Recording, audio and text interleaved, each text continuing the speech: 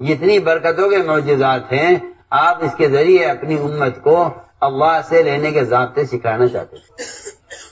ایسا اللہ سے لینے کے ضابطے یہ تو نہیں کبھی دیکھو یہ ساری برکتیں ہمارے ہونے تک ہیں بس ہم چلے جائیں گے تو پھر یہ ساری برکتیں ختم ہو جائیں گی. نہیں, یہ بات منافقین نے تو کہی تھی. یہ بات منافقین نے کہی تھی آپ کی وفات پر, اور یہی بات کفار نے بھی کہی تھی آپ کی وفات پر کہ دیکھو جو ان کی مدد ہوتی تھی ان کے نبی کی وجہ سے وہ تو چلے گئے, اب تو ان کی مدد تو ہوگی. کیا پڑھیا تاریخ پڑھیا. منافقین اور کفار نے یہ بات کہی تھی کہ ان کی جو مدد ان کے نبی کی وجہ سے ہوا کرتی تھی وہ اب نہیں ہوگی. اور میں آپ کو بتاؤں کمزور ایمان والے جو مرتد ہوئے تھے اس موقع پر وہ بھی یہی سوچ کے مرتد ہوئے تھے کہ اب ہمارا کیا ہوگا, اب تو ان کی طاقت بڑی ہے, اب تو ان سے سمجھوتا کر لو, اس لیے کہ جو غیر مدد ہوا کرتی تھی نبی کے ذریعے سے وہ نبی تو چلے گئے. بسم اللہ الرحمن الرحیم. زیر سماعت آنے والے ذرنی اقوال حضرت کی مولانا سعد صاحب دامت برکاتہم کے بیان سے منتخب شدہ ہیں. ان ذرنی اقوال کو پوری امت تک پہنچانے میں ہمارے ساتھ معاونت فرمائیں, ساتھ ہی اپنی دعاؤں میں پوری امت کو ضرور یاد رکھیں. جزاکم اللہ احسن الجزاء. میرے بزرگوں, دوستوں, عزیزوں, اللہ رب العزت کی ذات عالی سے فائدے اٹھانے کے دو راستے ہیں. اللہ رب العزت کی ذات عالی سے فائدے اٹھانے کے دو راستے ہیں. ایک راستہ بہت مشہور ہے, معروف ہے, مسلمان ہوں یا غیر مسلم ہوں وہ اس راستے کو تھامے ہوئے ہیں. وہ ہے اسباب اور کائنات اور شکلوں کے ذریعے اللہ کی قدرت سے فائدہ اٹھانا. اسی کی آواز ہے, اسی پر یقین ہے, اسی کی دعوت دی جا رہی ہے, اسی کی کوشش میں سب لگے ہوئے ہیں. یہ راستہ اغیار کا راستہ تھا. انبیاء علیہ السلام اس راستے کے مقابلے میں آئے تھے. اس راستے کو ہم راستہ سمجھتے ہیں اللہ کی ذات سے فائدہ اٹھانے کا. انبیاء علیہ السلام اس کے خلاف بھیجے گئے تھے. انبیاء علیہ السلام نے آ کر تاجروں سے کہا, قوم شعیب سے, کہ قدرت سے استفادے کا راستہ یہ نہیں ہے. قوم سبا سے کہا گیا کہ اللہ کی ذات سے فائدہ اٹھانے کا راستہ باغات نہیں ہے. قوم سمود سے کہا گیا کہ اللہ کی ذات سے فائدہ اٹھانے کا راستہ صنعتیں نہیں ہیں. فرعون, حامان, شداد سے کہا گیا کہ اللہ کی ذات سے فائدہ اٹھانے کا راستہ یہ بادشاہت, ملوکیت اور سیاست نہیں ہے. ساری قومیں ان شکلوں کو اللہ کی ذات سے فائدہ اٹھانے کا راستہ یقین کرتی تھی. یہی وجہ ان قوموں کا نبیوں سے مقابلہ کرنے کا تھا, یہی سبب تھا. میں بہت اہم بات اس طرح, یہ راستہ مسلمانوں میں غیر مسلموں میں معروف ہے, مشترک ہے, عام ہے. دوسرا راستہ اللہ نے قرآن میں جگہ جگہ بیان کیا ہے کہ اللہ کی ذات عالی سے براہ راست فائدے اٹھانے کے لیے اس کے احکام ہیں. اس کے احکام ہیں. ہر نماز پڑھنے والا, نفل پڑھ رہا ہو یا فرض, واجب پڑھ رہا ہو یا سنت, اس کو پہلے کہنا پڑتا ہے ایاک نعبد و ایاک نستعین. اے اللہ, تیری عبادت کے علاوہ, تیری عبادت کے سوا کوئی ذریعہ تجھ سے استعانت کا نہیں ہے. جس طرح ہم نے تجھے خالص کیا ہے عبادت میں, اس طرح ہم تجھے خالص کرتے ہیں تیری ذات سے فائدہ اٹھانے میں. یہاں آ کر لوگ بیچارے اس غلط فہمی کا شکار ہو جاتے ہیں کہ اس کا مطلب یہ ہوا کہ اسباب ترک کر دینے چاہیے, اسباب ترک کر دینے. حالانکہ اس بات کو جاننا چاہیے کہ مومن اور مشرک ان دونوں کے اسباب اختیار کرنے کا فرق جو ہے وہ سبب کا فرق نہیں ہے, وہ اس سبب میں جو احکام ہیں ان احکام کا فرق ہے. احکام کا فرق ہے. مشرک کے پاس وہی سبب ہے جو مومن کے پاس ہے. اگر شکل کے اعتبار سے مسلمان غیر مسلم مشترک ہو گئے تو پھر اللہ تعالیٰ یا تو مسلمان کو نعوذ باللہ مال دے کر ناکام کریں گے یا مسلمان کو مال نہ دے کر کامیاب کریں گے. لیکن مسلمان اگر اس کوشش میں ہے کہ میں غیروں کی طرح اسباب بنا کر ان کی طرح میں کامیاب ہو جاؤں تو اللہ جن مسلمانوں کے ساتھ خیر ارادہ کریں گے انہیں ان اسباب کے ذریعے سے کامیاب ہونے نہیں دیں گے. یہاں تک ان کی عمریں گزر جائیں گی, ان کو وہ راستے, وہ اسباب اور وہ مال حاصل ہوگا نہیں جو مال غیروں کو حاصل ہو رہا ہے. اور یہ تمنا کریں گے, کوششیں کریں گے. اللہ اکبر سماجتے تھے مسلمان یہاں تک پہنچ جائے گا کہ پھر وہ ان کے راستے سے کامیاب ہونے کے لیے ان کا مذہب اختیار کرے. کہ اگر ان کی طرح کامیاب ہونا ہے تو پھر پوری طرح ان کا طریقہ اختیار کرو. میں آپ کو بتانا چاہتا ہوں کہ مسلمانوں میں ارتداد کے آنے کی ابتدا کہاں سے ہوتی ہے. مسلمان میں ارتداد کے آنے کی ابتدا کہاں سے ہوتی ہے؟ یہاں سے اس کی ابتدا ہوتی ہے کہ جب مسلمان کامیاب ہونے کے لیے غیروں کے اسباب, ان کے طریقے اختیار کر لیتا ہے تو پھر اس کو مجبور ہو کر اپنا دین چھوڑنا پڑتا ہے کہ نہیں اس کے ساتھ یہ نہیں چلے گا, ہمیں اس کے لیے کرنا پڑتا ہے. ہم عرض کرنا چاہتے ہیں کہ میرے اللہ کے درمیان اگر سبب ذریعہ ہو گیا تو یہ سبب کا تقاضا مجھے میرے دین سے ہٹا کر رہے گا. بالکل پکی بات. یہ مشاہدہ ہے، یہ تجربہ ہے زمانے کا کھلا ہوا. کیونکہ کسی بھی لائن کی خواہش اگر ایسی پیدا ہو گئی جو کسی حکم سے ٹکرا رہی ہے تو آدمی خواہش کے پورا کرنے کی وجہ سے دین کو ضائع کرے گا. اگر وہ کمائی کے نقشوں میں آئے گی خواہش تو یہ سود اور جھوٹ کی طرف جائے گا. اور اگر یہ خواہش جسمانی خواہش ہے تو میں صاف عرض کر دیتا ہوں کہ غیروں میں شادیاں کرنے اور غیروں کے ساتھ زندگی گزارنے کا جو تقاضا ہوگا اس خواہش کی وجہ سے ہوگا. کہ کیا کریں، خواہش تو یہ ہے لیکن میرے اس کے دین میں فرق ہے. دین کا فرق کوئی بات نہیں ہے، دین کا فرق کوئی بات نہیں ہے. حالانکہ یہ اس لیے مذہب تبدیل کرے گا کہ اس کی خواہش اس عورت سے شادی کرنے کی ہے. صاف طرح سے حضرت اکرمہ ابو جہل کے بیٹے کو جب ام حکیم ان کی بیوی انہیں امان دے کر اور تیار کیا ان کو کہ چلیے تو آپ حضور اکرم صلی اللہ علیہ وسلم کی خدمت میں چلیں، وہ گھبرائے ہوئے تھے کہ مجھ سے باپ کا بدلہ لیا جائے گا، مجھ سے باپ کا بدلہ لیا جائے گا یا تو مجھے مجبور ہو کر ان کا دین قبول کرنا پڑے گا یا قتل ہونا پڑے گا. اس لیے کہ آپ صلی اللہ علیہ وسلم مکہ میں فاتحانہ داخل ہو گئے ہیں. انہوں نے ان کے لیے آپ صلی اللہ علیہ وسلم سے امن لے لیا. کیا سزا آدمی کو امن دے؟ ستانے والوں کو، ستانے والے کی اولادوں کو امن اس لیے دیا جاتا تھا کہ ہم ستانے والوں کو قریب کرنا چاہتے ہیں تاکہ ہمارا مقصد تو سمجھیں کہ ہم ان سے چاہتے کیا ہے. تو مجھے تو عرض کرنا تھا بنیادی بات. اکرمہ نے راستے میں بیوی سے صحبت کرنی چاہیے. بیوی نے کہا نہیں آپ مجھ سے نہیں مل سکتے. کیوں؟ تم میری بیوی نہیں ہو. یعنی میرے اور آپ کے درمیان جو مذہب کا فرق ہے، جبکہ عورت کے اندر خواہش مرد سے زیادہ ہوتی ہے. لیکن اکرمہ کے باوجود کوشش کے ام حکیم نے صحبت سے انکار کر دیا کہ نہیں میں آپ سے نہیں مل سکتی. اچھا آخر وجہ تو بتاؤ کیا وجہ ہے؟ کہ وجہ صرف یہ اسلام ہے میرا آپ کے درمیان، وجہ صرف اسلام. تو اکرمہ نے یہ سن کر یہ کہا اس کا مطلب یہ ہے کہ یہ مذہب بڑا اونچا مذہب ہے جو میرے اور آپ کے ایک مذہب ہوئے بغیر یہ مجھے آپ سے ملنے نہیں دیتا. یعنی صرف حضرت ام حکیم کے انکار کی وجہ سے حضرت اکرمہ کے دل میں اسلام کی ہیبت بیٹھ گئی. اس کا مطلب یہ ہے کہ یہ سچا مذہب ہے کہ تم اپنی خواہش کو قربان کر رہی ہو اس مذہب کے لیے. ایک عورت اگر اپنی خواہش کو قربان کرے دین کے لیے تو وہ ایک ابو جہل کے بیٹے اکرمہ کی ہدایت کا ذریعہ بن جاتا ہے. آپ سب غور کیجیے صرف اتنی سی بات پر کہ نہیں میں آپ سے نہیں مل سکتی اس لیے کہ آپ کفر پر ہے میں اسلام پر ہوں. جب تک آپ اسلام پر نہیں آئیں گے میں آپ سے نہیں مل سکتا. انہوں نے یہ نہیں کہا کہ تم کفر پر آ جاؤ، نہیں. لیکن اصولی بات یہ ہے کہ جو مرد یا عورت اپنے دین کی طرف داعی ہوتا ہے وہ کبھی کفر کا مدعو نہیں ہو سکتا. اس زمانے کے مسلمان تو بیچارے ان کی عقلوں پر پتھر پڑے ہیں جن کے نزدیک دعوت دینا کوئی اہمیت نہیں رکھتا. اور یہی وجہ امت کے مذہب کے بدلنے کی ہے کہ امت تبدیل مذہب پر جب آئے گی جب امت اپنے مذہب کی دعوت کو چھوڑ دے گی. جو آج کل کے لوگوں کا خیال یہ ہے کہ دین کی باتیں پھیلانے کے اور بھی ذرائع ہیں، میں ان سے کہنا چاہتا ہوں وہ اس بات کو سمجھ لیں کہ قرآن نے یہ بات کھول کر بیان کر دی قرآن نے یہ بات کہ جو اپنے دین کی دعوت پر قائم نہیں ہوگا وہ اپنے دین کا مددگار نہیں ہوگا. جو اپنے دین کا مددگار نہیں ہوگا اللہ تعالیٰ اس کے مددگار نہیں ہوں گے. اللہ اس کے مددگار، اللہ نے شرط لگائی قرآن میں. میں تو عرض کر رہا تھا کہ تبدیل مذہب کیوں آسان ہو گئی. تبدیل مذہب جب آسان ہو جاتی ہے جب اس کے اللہ کے درمیان اسباب اور شکلیں ذریعہ بن جاتی ہیں. پھر یہ ہر شکل کو ایک اگر اختیار کرتا ہے کہ کامیابی اس سے حاصل ہو جائے گی. مجھے یہ بات سمجھانی تھی اور میں نے عرض کیا تھا کہ دو راستے ہیں قدرت سے فائدہ اٹھانے کے. ایک راستہ ہے برائے کائنات، اور اللہ تعالیٰ کائنات کے ذریعے اپنی ذات سے فائدہ اٹھانے والوں کو اللہ تعالیٰ خوب بھر کر دیں گے. یہ نہیں کہ ان کو کچھ ملے گا، نہیں، ایسا نہیں. جو اللہ کی ذات سے فائدہ اٹھائیں گے کائنات کے ذریعے اللہ تعالیٰ ان کو خوب دیں گے. تو ایک میں نے عرض کیا ہے ایک راستہ یہ ہے قدرت سے استفادہ کائنات کے ذریعے. اس راستے پر ساری قومیں چل رہی ہیں. انبیاء نے آ کر یہ فرمایا اور انبیاء نے آ کر یہ سمجھایا کہ اللہ کی ذات عالی سے فائدہ اٹھانے کے لیے کائنات ذریعہ نہیں ہے. اللہ کی ذات سے فائدہ اٹھانے کے لیے کائنات ذریعہ نہیں ہے. کیوں؟ اس لیے کہ کائنات کے نظام میں تغیر بہت ہے.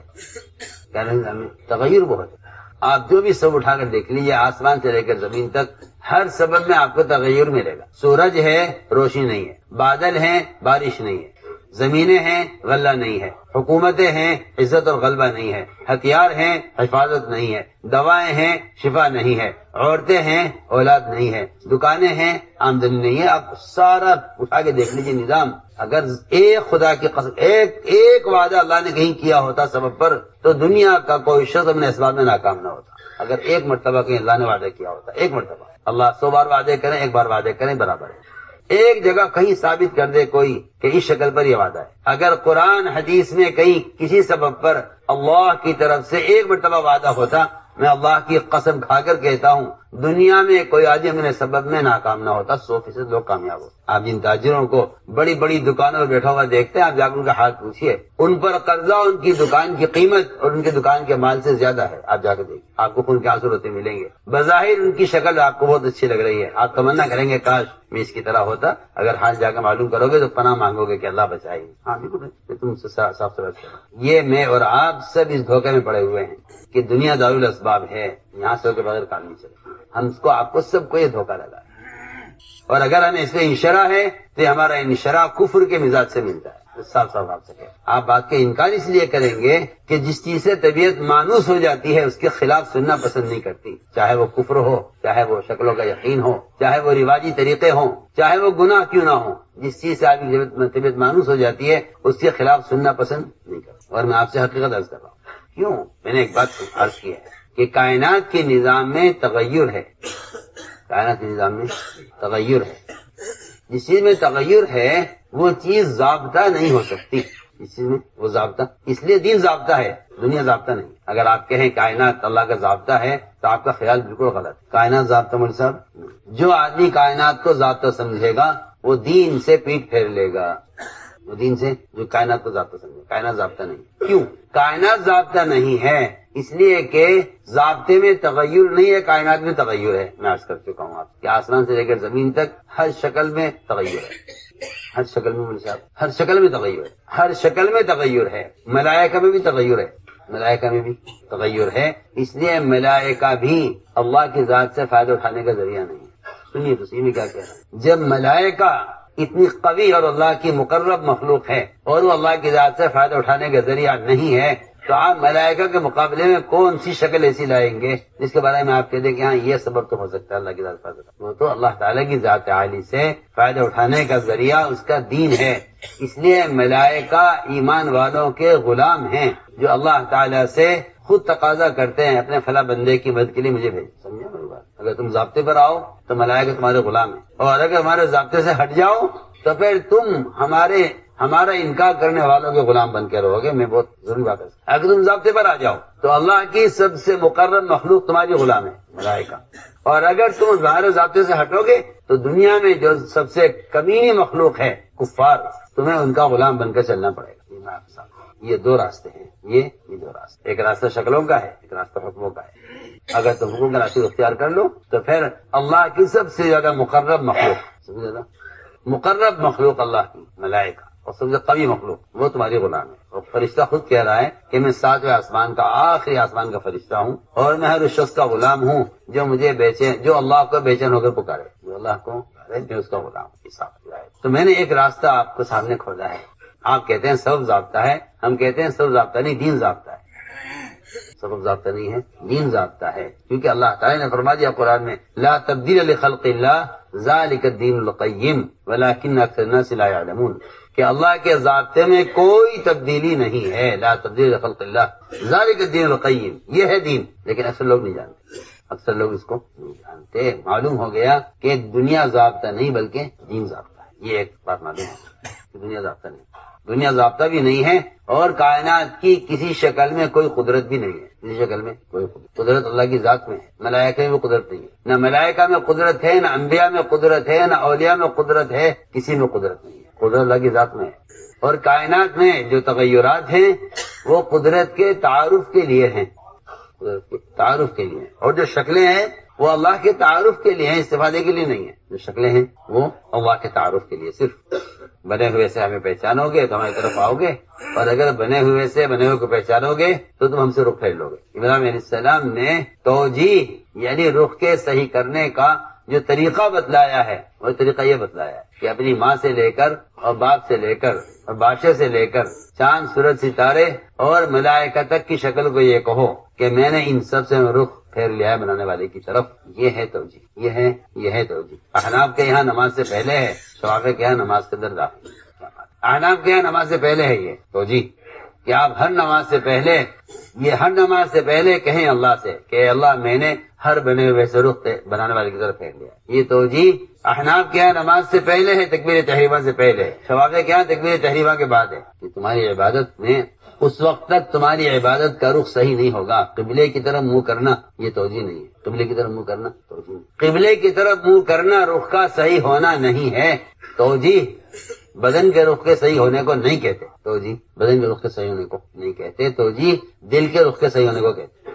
اگر آپ کا دل کسی خلاف سنت چیز کی طرف مائل ہے تو اللہ کی قسم آپ کا دل یہود و نصارہ کی طرف مائل ہے. یہ میں آپ سے دل سے کہہ رہا ہوں اور قسم کھا کر کہتا ہوں. آج کل کے مولوی جو چاہے کہا کریں کیونکہ یہ تو بیچارے انگوٹھا موڑ کے اس لیے بات کرتے ہیں کہ سمجھتے ہیں کہ دنیا والوں سے تعلق باقی رکھنا بھی ضروری ہے. یہ ایک بیماری ہے مسلمانوں میں سب میں کہ اگر تم نے شدت اختیار کی تو تمہارے ان کے درمیان کے تعلقات خراب ہو جائیں گے. اور یہ میں آپ سے صاف طور بحث کر رہا ہوں کہ اگر مسلمان کا دل کسی سننے کی طرف راغب نہیں ہے تو اس کا دل یہود و نصارہ کی طرف مائل ہے. یہ پکی بات ہے. قرآن نے صاف کہہ دیا ہے لن ترضى عنك اليهود والنصارى حتى تتبع ملتهم. ملت کسے کہتے ہیں؟ نماز پڑھنے کو، زکات دینے کو.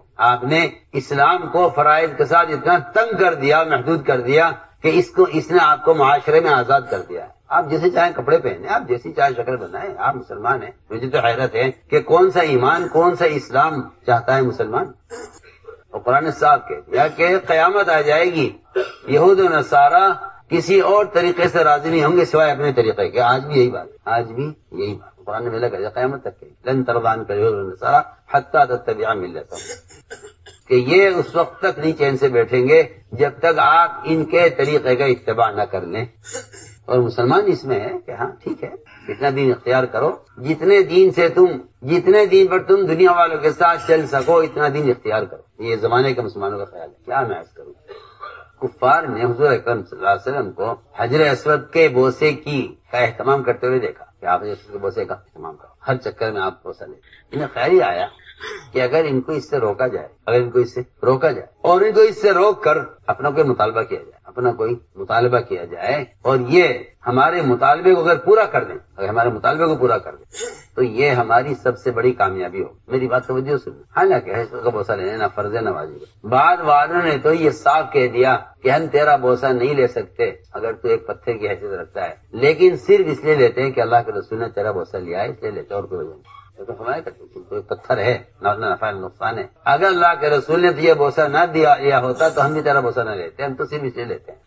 مشرکین نے یہ دیکھا کہ آپ کو اس کا بوسہ پسند ہے، انہوں نے آپ کو اس سے آپ کو روکا. میں عرض کرنا چاہتا آپ کو کفر نماز سے، حج سے، روزے سے، زکات سے نہیں روکا.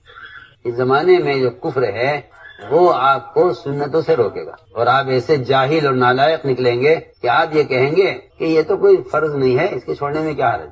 آپ کا خیال یہ کوئی فرض نہیں، واجب نہیں، روک دے کیا بات. نماز تو پڑھ رہے ہیں، روزہ تو رکھتے ہیں.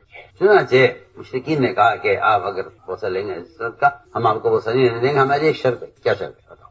کہ ہماری شرط یہ ہے کہ ہم آپ کو حجر اسود کا بوسہ اس پر لینے دیں گے کہ آپ طواف کرتے ہوئے جو ہمارے بت رکھے ہوئے ہیں بیت اللہ میں ان کے آگے سے جھکتے ہوئے جائیں. کچھ نہیں، آپ دل سے نہ جھکنا صحیح، آپ ذرا تو اشارہ کر دیں. آج کل کا مسلمان کہتا ہے کیا بات ہے، دل تو میرا مطمئن ہے، دل تو میرا مطمئن ہے ایمان کے ساتھ. اگر میں اتنا سا ان کا مطالبہ پورا کر دیتا ہوں تو اس سے کیا فرق پڑتا ہے. ہمیں آپ سے بہت اہم بات کیا ہے. اگر دل مطمئن ہے ایمان کے ساتھ اور سر سے اشارہ کر دیا جائے ذرا تو کیا رہے. آپ صلی اللہ علیہ وسلم سے مطالبہ کیا گیا، آپ کو ایک خیال ہلکا سا آ کر گزر گیا، آپ نے اس کو پکایا، نہ اس کا ارادہ کیا، نہ اس کو سوچا. ایک لمحے کے لیے خیال آ کر گزر گیا کہ اگر بغیر دل کے ارادے کے صرف سر سے اشارہ کر دیا جائے اور یہ اس پر مجھے اس کا بوسہ لینے دیں. اللہ نے فرمایا کہ اگر آپ تھوڑا سا بھی ان کے مطالبے کی طرف صرف دکھلانے کے لیے بھی جھک جاتے، دل سے نہیں ظاہری طور پر، اگر ذرا سے بھی آپ ان کے جھک جاتے، ہم آپ کو دگنا عذاب دنیا میں دیتے، دگنا عذاب آخرت میں دیتے. اور اگر آپ ان کی بات کی ذرا سی بات ان کی قبول کر لیں، اگر آپ ذرا سی ان کی بات قبول کر لیں تو یہ آپ کو اپنا دوست بنا دیں گے. میں کیا عرض کروں، اس زمانے کا مسلمان یہ چاہتا ہے کہ سب کا دوست بن کر چلو تاکہ اسلام ہو نہ ہو سلامتی تو ہو. سمجھ میں کیا اسلام ہو یا نہ ہو سلامتی تو ہو، امن ہو یا ایمان ہو یا نہ ہو امن تو ہو. الٹی سوچ. حالانکہ ایمان کے بغیر امن نہیں، اسلام کے بغیر سلامتی نہیں. اور آپ اس چکر میں ہیں کہ ان سے دوستی کرو تاکہ اسلام نہ ہو، کم سے کم سلامتی تو ہو، اور ایمان نہ ہو تو امن تو ہو۔ حالانکہ قرآن ہی کہتا ہے کہ ایمان اور ہدایت کا وعدہ، امن اور ہدایت کا وعدہ صرف ان لوگوں سے ہے جن کے اسلام میں کفر کی آمیزش نہیں ہوگی۔ اگر ان کے اسلام میں کفر ملا ہوا ہے، سنو میں کیا کہہ رہا ہوں، ان کے اسلام میں اگر کفر ملا ہوا ہے، کسے کہتے ہیں اسلام میں کفر ملا؟ اسلام میں کفر ملانے کسے کہتے ہیں؟ آپ یہ ذہن سے نکال دیجئے کہ آپ اللہ کو سجدہ کریں یا کسی بت کو سجدہ کریں، یہ کفر کے اندر اسلام میں کفر کو ملانا ہے۔ بالکل میں قسم کھا کر کہتا ہوں، اگر آپ کی زندگی خلاف سنت ہے تو کفر کی آمیزش آپ کے ایمان میں ہے، سیدھی سیدھی بات۔ اگر آپ کے طریقوں میں اور آپ کی ضروریات میں سنت کے اتباع نہیں ہے، اور آپ کے لباس اور آپ کی شکل سنت کے مطابق نہیں ہے، تو آپ کے اسلام میں کفر کی آمیزش ہے، کفر ملا ہوا ہے آپ کے اسلام میں، سیدھی بات۔ آپ کو یہ پٹی پڑھائی ہے شیطان نے کہ نہیں، بس اسلام جو ہے وہ فرائض کے ادا کرنے کا نام ہے، باقی مسلمان اپنے معاشرے میں آزاد ہے، اس طرح چاہے رہے، کیا تنگی پیدا کر۔ میں کچھ کہہ رہا ہوں، آپ اس بات کو غور کیجئے میں کیا کہہ رہا ہوں۔ اگر کوئی مسلمان اپنی ضروریات میں یہود و نصارہ کے طریقے اختیار کرتا ہے حلیے میں، تو اس کے اسلام میں کفر کی آمیزش ہے۔ کیوں؟ وجہ اس کی ہے، اس زمانے میں لوگ اس بات کو اس لیے نہیں مانتے کہ وہ اسلام کو اور ایمان کو صرف عقائد تک محدود سمجھتے ہیں کہ عقیدہ ٹھیک ہونا چاہیے اور بہت سے بہت اسلام کے جو 5 فرائض ہیں اس پر عمل۔ سمجھو ہم کیا کہتے ہیں؟ جب آپ نے اسلام کو محدود کر دیا ہے عقیدے اور فرائض کے ساتھ، تو پھر آپ کو خلاف سنت کوئی عمل وہ آپ کو اپنے عقیدے کے خلاف نظر نہیں آئے گی۔ میں بہت اہم بات کیا، سوچنے کی بات ہے، میں کچھ کہہ رہا ہوں۔ اگر آپ کا خیال یہ ہے کہ ہاں شہادتین گواہی اور نماز اور روزہ، حج اور زکوٰۃ یہ 5 اسلام کے فرائض ہیں، اگر آپ کا خیال یہ ہے تو پھر آپ سوچئے کہ ضروریات کو بھی اسلام نے وہ درجہ دیا ہے، ضروریات کو بھی اسلام نے وہ درجہ دیا ہے جو درجہ اسلام نے عقیدے اور توحید کو دیا ہے۔ آپ میری بات کی تو توجہ دیں، مجھے قصے کہانی نہیں آتی، میں تو سوچتا ہوں کہ کتنے ناقص اسلام پر مسلمان مطمئن ہے اس وقت، اور میں اس کی مثال عرض کروں گا۔ پہلے میں آپ کو ایک حدیث سنا دیتا ہوں جس سے آج آپ کے دماغ سے یہ نکل جائے کہ صرف فرائض کا ادا کرنا اسلام نہیں ہے، اور آپ کے دل میں یہ بات بیٹھ جائے کہ مسلمان کا ایک ضرورت کا وقتی طور پر غیروں کے طریقے پر پورا کرنا بت پرستی کے برابر ہے۔ میری بات توجہ چاہتی ہے بہت، میں جس سطح سے بات کر رہا ہوں اس پر سب کو آنا ہے، یہ کوئی مذاق کی بات نہیں ہے، آپ میری بات پر توجہ دیں پوری۔ مسلمان کا وقتی طور پر اپنی ضرورت کو غیر مسلم کے طریقے پر پورا کرنا بت پرستی کے برابر ہے۔ آپ میری بات کو بہت دھیان دے کر سنیں، میں کچھ کہہ رہا ہوں۔ کہاں بت پرستی اور کہاں یہ کہ مسلمان اپنی کوئی ضرورت غیر مسلم کے طریقے میں پوری کرے۔ اگر آپ کا خیال یہ ہے کہ نہیں بھائی یہ تو بڑا گناہ ہے اور یہ تو شرک اور یہ تو کوئی ایسی بات، تو میں نے عرض کی ہے ایک بات کہ قرآن کہتا ہے کہ امن اور ہدایت کا وعدہ صرف ان لوگوں سے ہے جن کے اسلام میں کفر کی آمیزش نہ ہو۔ اس بات کو ذہن میں رکھنا، اس بات کو ذہن میں رکھو گے تو پھر واقعہ سمجھ میں آئے گا جو میں آج کرنا چاہتا ہوں۔ ہوا یہ کہ یہ کفار جب جنگ سے فارغ ہوتے تھے تو یہ اپنے ہتھیار ایک درخت پہ لٹکا دیا کرتے، ہتھیار ایک درخت کیا ہوا تو انہوں نے جب جنگ سے فارغ ہو گئے سب نے اپنے اپنے ہتھیار لا کے لٹکا، جب ضرورت ہی اتار لیے۔ صحابہ کو یہ طریقہ اچھا لگا کہ جی اس میں ہتھیاروں کی بھی حفاظت ہے، ہم بھی ہلکے پھلکے رہتے ہیں، کیا ہم بھی ایسا کر لیں؟ پوچھا کرا یا رسول اللہ کیا ہم بھی ایسا ایک درخت کر لیں جس پہ ہتھیار لٹکا دیا کریں؟ آپ نے جواب کیا دیا؟ آپ نے یہ نہیں فرمایا نہیں یہ ہمارا طریقہ نہیں ہے، آپ نے فرمایا تمہارا مجھ سے ایک درخت کا مطالبہ کرنا ہتھیار لٹکانے کے لیے، یہ تمہارا مطالبہ بالکل ایسا ہے جیسا موسیٰ علیہ السلام کی قوم نے ایک بت کی پوجا ہوتے ہوئے دیکھ کر یہ کہا تھا موسیٰ علیہ السلام سے کہ ہمارے بھی ایک بت ہونا چاہیے پوجا کرنے کے لیے۔ آپ پڑھی پوری حدیث پڑھی، آپ نے صاف فرمایا کہ جب موسیٰ علیہ السلام نے قوم کو لے کر دریا سے پار ہو گئے تو وہاں سے نکل کر دیکھا کہ کچھ لوگ ایک بت کی پوجا کر رہے تھے، جاوزنا ببنی البحر فأتوا على قوم يعكفون على اصنام لهم، کہ وہ اپنے ایک بت کی پوجا کر رہے تھے۔ تو بنی اسرائیل نے کہا موسیٰ علیہ السلام سے اتنی بڑی مدد کے بعد جب بحر القلزم سے پار ہو گئے اللہ نجات دین کو، تو انہوں نے کہا موسیٰ علیہ السلام سے جس طرح یہ اپنے بت کی پوجا کر رہے ہیں ہمارے بھی ایک بت ہونا چاہیے پوجا کرنے کے لیے۔ آپ ذرا اس بات پر غور کیجیے حدیث پر کہ آپ صلی اللہ علیہ وسلم سے انہوں نے اجازت طلب کی تھی درخت کی ہتھیار لٹکانے کے لیے، اور آپ نے جواب میں کیا فرمایا کہ تمہارا یہ مطالبہ بالکل ایسا ہے جیسا مطالبہ بنی اسرائیل نے موسیٰ علیہ السلام سے ایک بت کا کیا تھا۔ غور کیجیے، کہاں بت کا مطالبہ، کہاں ایک درخت کا مطالبہ۔ اس لیے کہ اس زمانے میں مسلمان یہ کہتا ہے کہ ادخلوا بالسلم کافہ، بھائی اسلام میں پورے داخل ہو جاؤ. کیا مطلب ہے کہ بھائی بس اللہ ہی کو سجدہ کرنا ہے، اللہ ہی کو رب ماننا ہے، اور مزید یہ کہ بھئی دیکھو اسلام میں پورے داخل ہو جاؤ کہ نماز ہے، روزہ ہے، حج ہے، زکوٰۃ ہے، یہ فرائض ہیں، ان پر پورے تمام فرائض پر عمل کرو. اس کا مطلب ہوگا کہ آپ اسلام میں پورے داخل ہو گئے. سنیے تو صحیح بھی کیا کہہ رہا، جا کر سنو میں کچھ کہہ رہا ہوں. آپ کہتے ہیں ادخلوا بالسلم کافہ، اسلام میں پورے داخل ہو جاؤ. حالانکہ یہ آیت جو نازل ہوئی تھی ادخلوا بالسلم کافہ، یہ سنو ادھر دیکھو میں کیا کہہ رہا. یہ جو آیت نازل ہوئی اسلام میں پورے داخل ہو جاؤ، یہ صحابہ کے نماز چھوڑنے کی وجہ سے، یہ زکوٰۃ نہ دینے کی وجہ سے، یا روزہ رکھنے کی وجہ سے، یا خدا نہ کرے حج کا انکار کرنے کی وجہ سے نازل نہیں ہوئی. یہ آیت تم نازل ہوئی. یہ آیت نازل اس لیے نہیں ہوئی کہ آپ نماز کے انکار کرتے ہیں یا زکوٰۃ کے انکار کرتے ہیں، قرآن کہہ رہا نہیں اسلام میں پورے داخل ہو. یہ آیت اس وقت نازل ہوئی جب آپ پر ایمان لانے والے یہود جو اسلام لے آئے تھے، پکے سچے مسلمان ہو گئے تھے، آپ کے دین میں پورے داخل ہو گئے تھے. انہوں نے صرف آپ صلی اللہ علیہ وسلم سے ایک مرتبہ درخواست کی کہ ہم قرآن پڑھتے ہیں، نماز نہیں پڑھتے ہیں، نماز قضا بھی پڑھتے ہیں، اسی کی تلاوت کرتے ہیں، اسی قرآن پر عمل بھی کرتے ہیں. ہماری درخواست یہ ہے اگر آپ اجازت دیں تو کیا کبھی توریت پڑھ لیا کریں. کبھی آسمانی کتاب ہے، ہمارا اس پر ایمان ہے، ایمان لانا فرض ہے اس پر. جی پکے مسلمان صحابہ آپ کی صحبت میں انہوں نے درخواست کی کہ ہمارے نبی تھے موسیٰ علیہ السلام، ان کا ایک قرآن نازل کیا، ان پر توریت نازل کی گئی تھی ان کے زمانے کی، وہ توریت ہمارے پاس ہے، کیا اجازت دیں گے ہم کبھی پڑھ لیا کریں. ادھر انہوں نے اجازت طلب کی، ادھر آیت قرآن کی نازل ہوئی ادخلوا بالسلم کافہ، اسلام میں پورے داخل ہو جاؤ. یہ نہیں ایک پھر اسلام کے اندر پھر اسلام سے باہر. آپ سارے معاشرہ یہودیوں کا اختیار کر کے آپ کہتے ہیں جی ہم تو پکے مسلمان ہیں، اور وہاں صرف توریت پڑھنے کی اجازت چاہنے پر جو آسمانی کتاب ہے اسلام اس کو برداشت نہیں کر رہا. نہیں، اگر آپ مسلمان ہو گئے ہیں تو پھر اسلام میں پورے داخل ہو. یہ نہیں کہ قرآن پڑھے توریت بھی پڑھے. حضرت عمر رضی اللہ عنہ نے سارا دین سیکھ کر اور سارے اسلام کو سمجھ کر اور سب سے بڑے علماء یعنی صحابہ میں سب سے بڑے عالم ہو کر صرف توریت کا ایک وقت پڑھا تھا، صرف جاننے کے لیے کہ موسیٰ علیہ السلام میں کیا احکام نازل ہوئے. آپ کو اتنا غصہ آ گیا تھا کہ انصار تلواریں لے کر جمع ہو گئے مسجد میں کہ آج کس نے اللہ کے نبی کو ستایا ہم اس کو چھوڑیں گے نہیں. اور میں کہ اگر آج موسیٰ علیہ السلام زندہ ہو کر آ جائیں، نجات کا ان کے لیے کوئی راستہ نہیں سوائے میرے اتباع. اگر انہوں نے آج آ کر اپنے طریقے پر عمل کیا تو ان کے لیے نجات نہیں، اور اے عمر اگر تم نے ان کے طریقے پر عمل کیا تم گمراہ ہو جاؤ گے. تو صحیح جو مذہب تھا موسیٰ علیہ السلام کا اس پر چل کر نجات نہیں ملے گی. تو جو موسیٰ علیہ السلام کے اللہ اکبر نبیوں کے نہ ماننے والی قوم ہیں یہود و نصارہ، کیا ان کے طریقوں پر چل کر مسلمان نجات پا سکتا ہے؟ خود ہی فیصلہ کی. میں عرض کر رہا تھا کہ آپ یہ کہہ کر چھوڑ دیتے کہ معمولی بات ہے، اس میں کیا شکل دیکھنا، کیا لباس دیکھنا.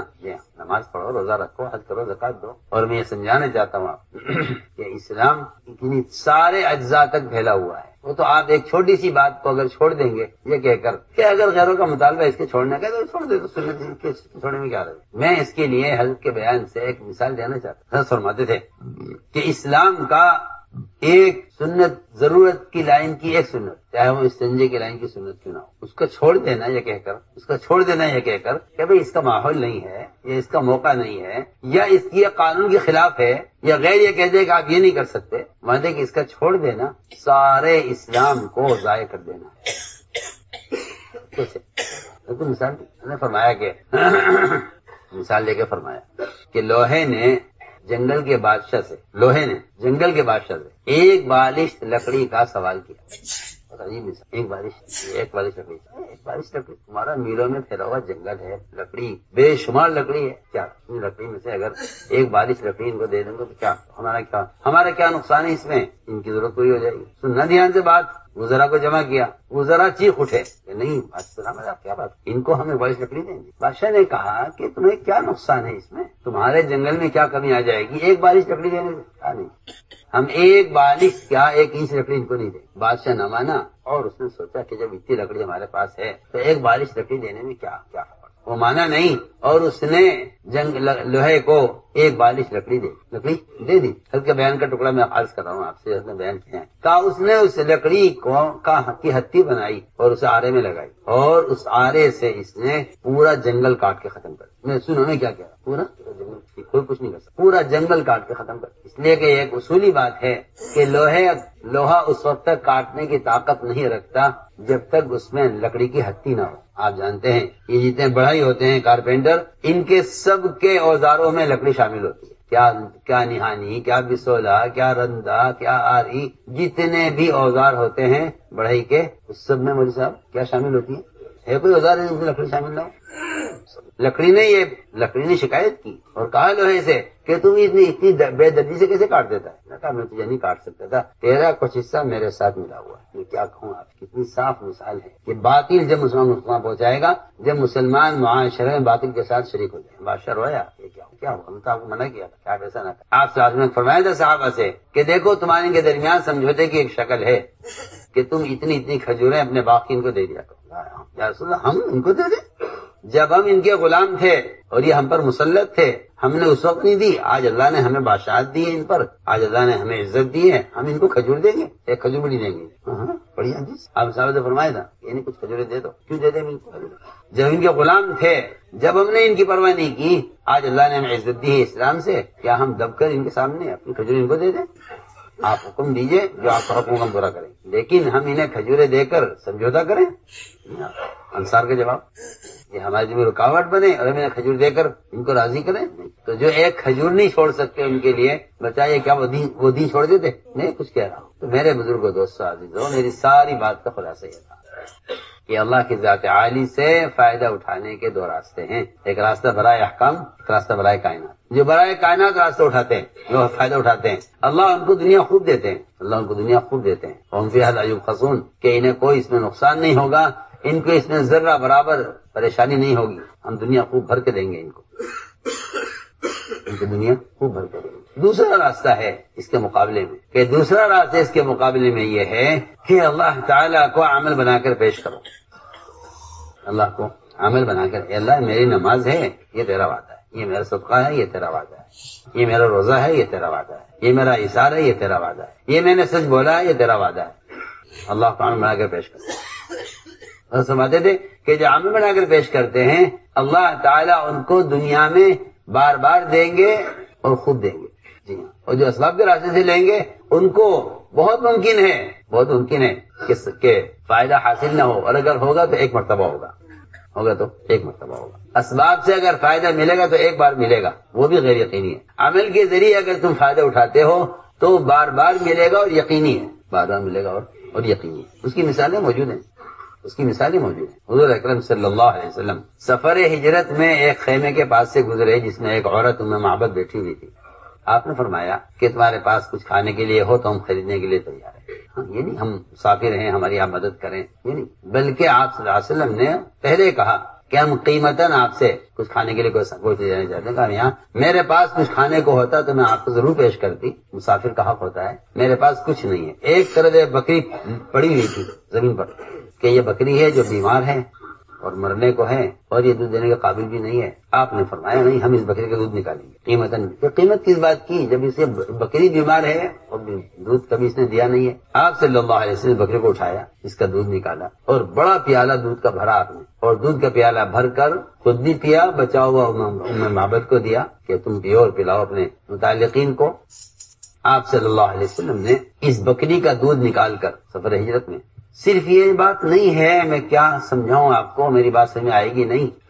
لوگ صحابہ کے واقعات کو صحابی سمجھ کر اور اولیاء کے واقعات کو کرامتیں سمجھ کر اور انبیاء کے واقعات کو معجزات سمجھ کر اپنے آپ کو اس راستے سے بے تعلق سمجھتے ہیں. آپ اس راستے سے اور صاف کہتے ہیں نہیں جی ہم ہمارے ساتھ جیسے کہاں ہو سکتا ہے. وہ تو نبی تھے معجزہ ہو گیا، وہ صحابی تھے نصرت ہو گئی، وہ ولی تھے کرامت ہو گئی. میں اور آپ نہ ولی ہیں نہ صحابی ہیں نہ نبی ہیں، ہمارے ساتھ ایسا کہاں ہو سکتا ہے. یہ خیال ہی ہمیں سبب کا غلام بنائے ہوئے ہے، یہ خیال ہی سب کا غلام بنائے ہوئے ہے کہ جو ان کے ساتھ ہو گیا ان کے ساتھ ہو گیا. باقی یہ کوئی دنیا میں ایسا کوئی عادت تھوڑی ہے اللہ کی. سنو تو صحیح کیسی عجیب بات کرتے ہیں لوگ کہ یہ عادت اللہ نہیں ہے. بھائی عادت اللہ نہیں ہے. میں تو حیرت ہوتی ہے جب کوئی لوگ بیان کرتا ہے نا کوئی اس کو کہ عادت اللہ تو یہ ہے کہ بھائی بکری ہوگی تو دودھ ہوگا، بھینس ہوگی تو دودھ ہوگا، زمین ہوگی تو باغ ہوگا، عورت ہوگی تو اولاد ہوگی. یہ تو بیچارے عادت اللہ، یہ عادت اللہ کو اللہ کا ضابطہ سمجھ بیٹھے ہیں. یہ سب سے بڑی بنیادی غلطی ہے سب کی. یہ عادت اللہ، یہ عادت اللہ کہتی ہے. عادت اللہ اصل نہیں ہے، قدرت اللہ اصل ہے. تمہیں کیا کہہ رہی بات توجہ چل. عادت اللہ اصل نہیں، عادت اللہ امتحان کے لیے ہے، قدرت استفادے کے لیے ہے. کیسے سمجھاؤں آپ؟ عادت اللہ امتحان، قدرت اللہ فائدہ اٹھانے کے لیے. صاف بات ہے. عادت سے کوئی تعلق نہیں ہے ہماری ضروریات کا. ہماری ضروریات کا تعلق وہ اللہ کی ذات عالی سے براہ راست فائدے اٹھانے والے اعمال سے. تو لوگ یہ کہہ کر بات ختم کر دیتے ہیں، وہ تو زمانے کی بات ہے، جب ایسا ہو گیا ہو گیا. تو میں عرض کر رہا تھا کہ اگر مومن عمل پر آئے اور عمل پیش کرے تو اللہ تعالی حاجت پوری کریں گے، بار بار کریں گے.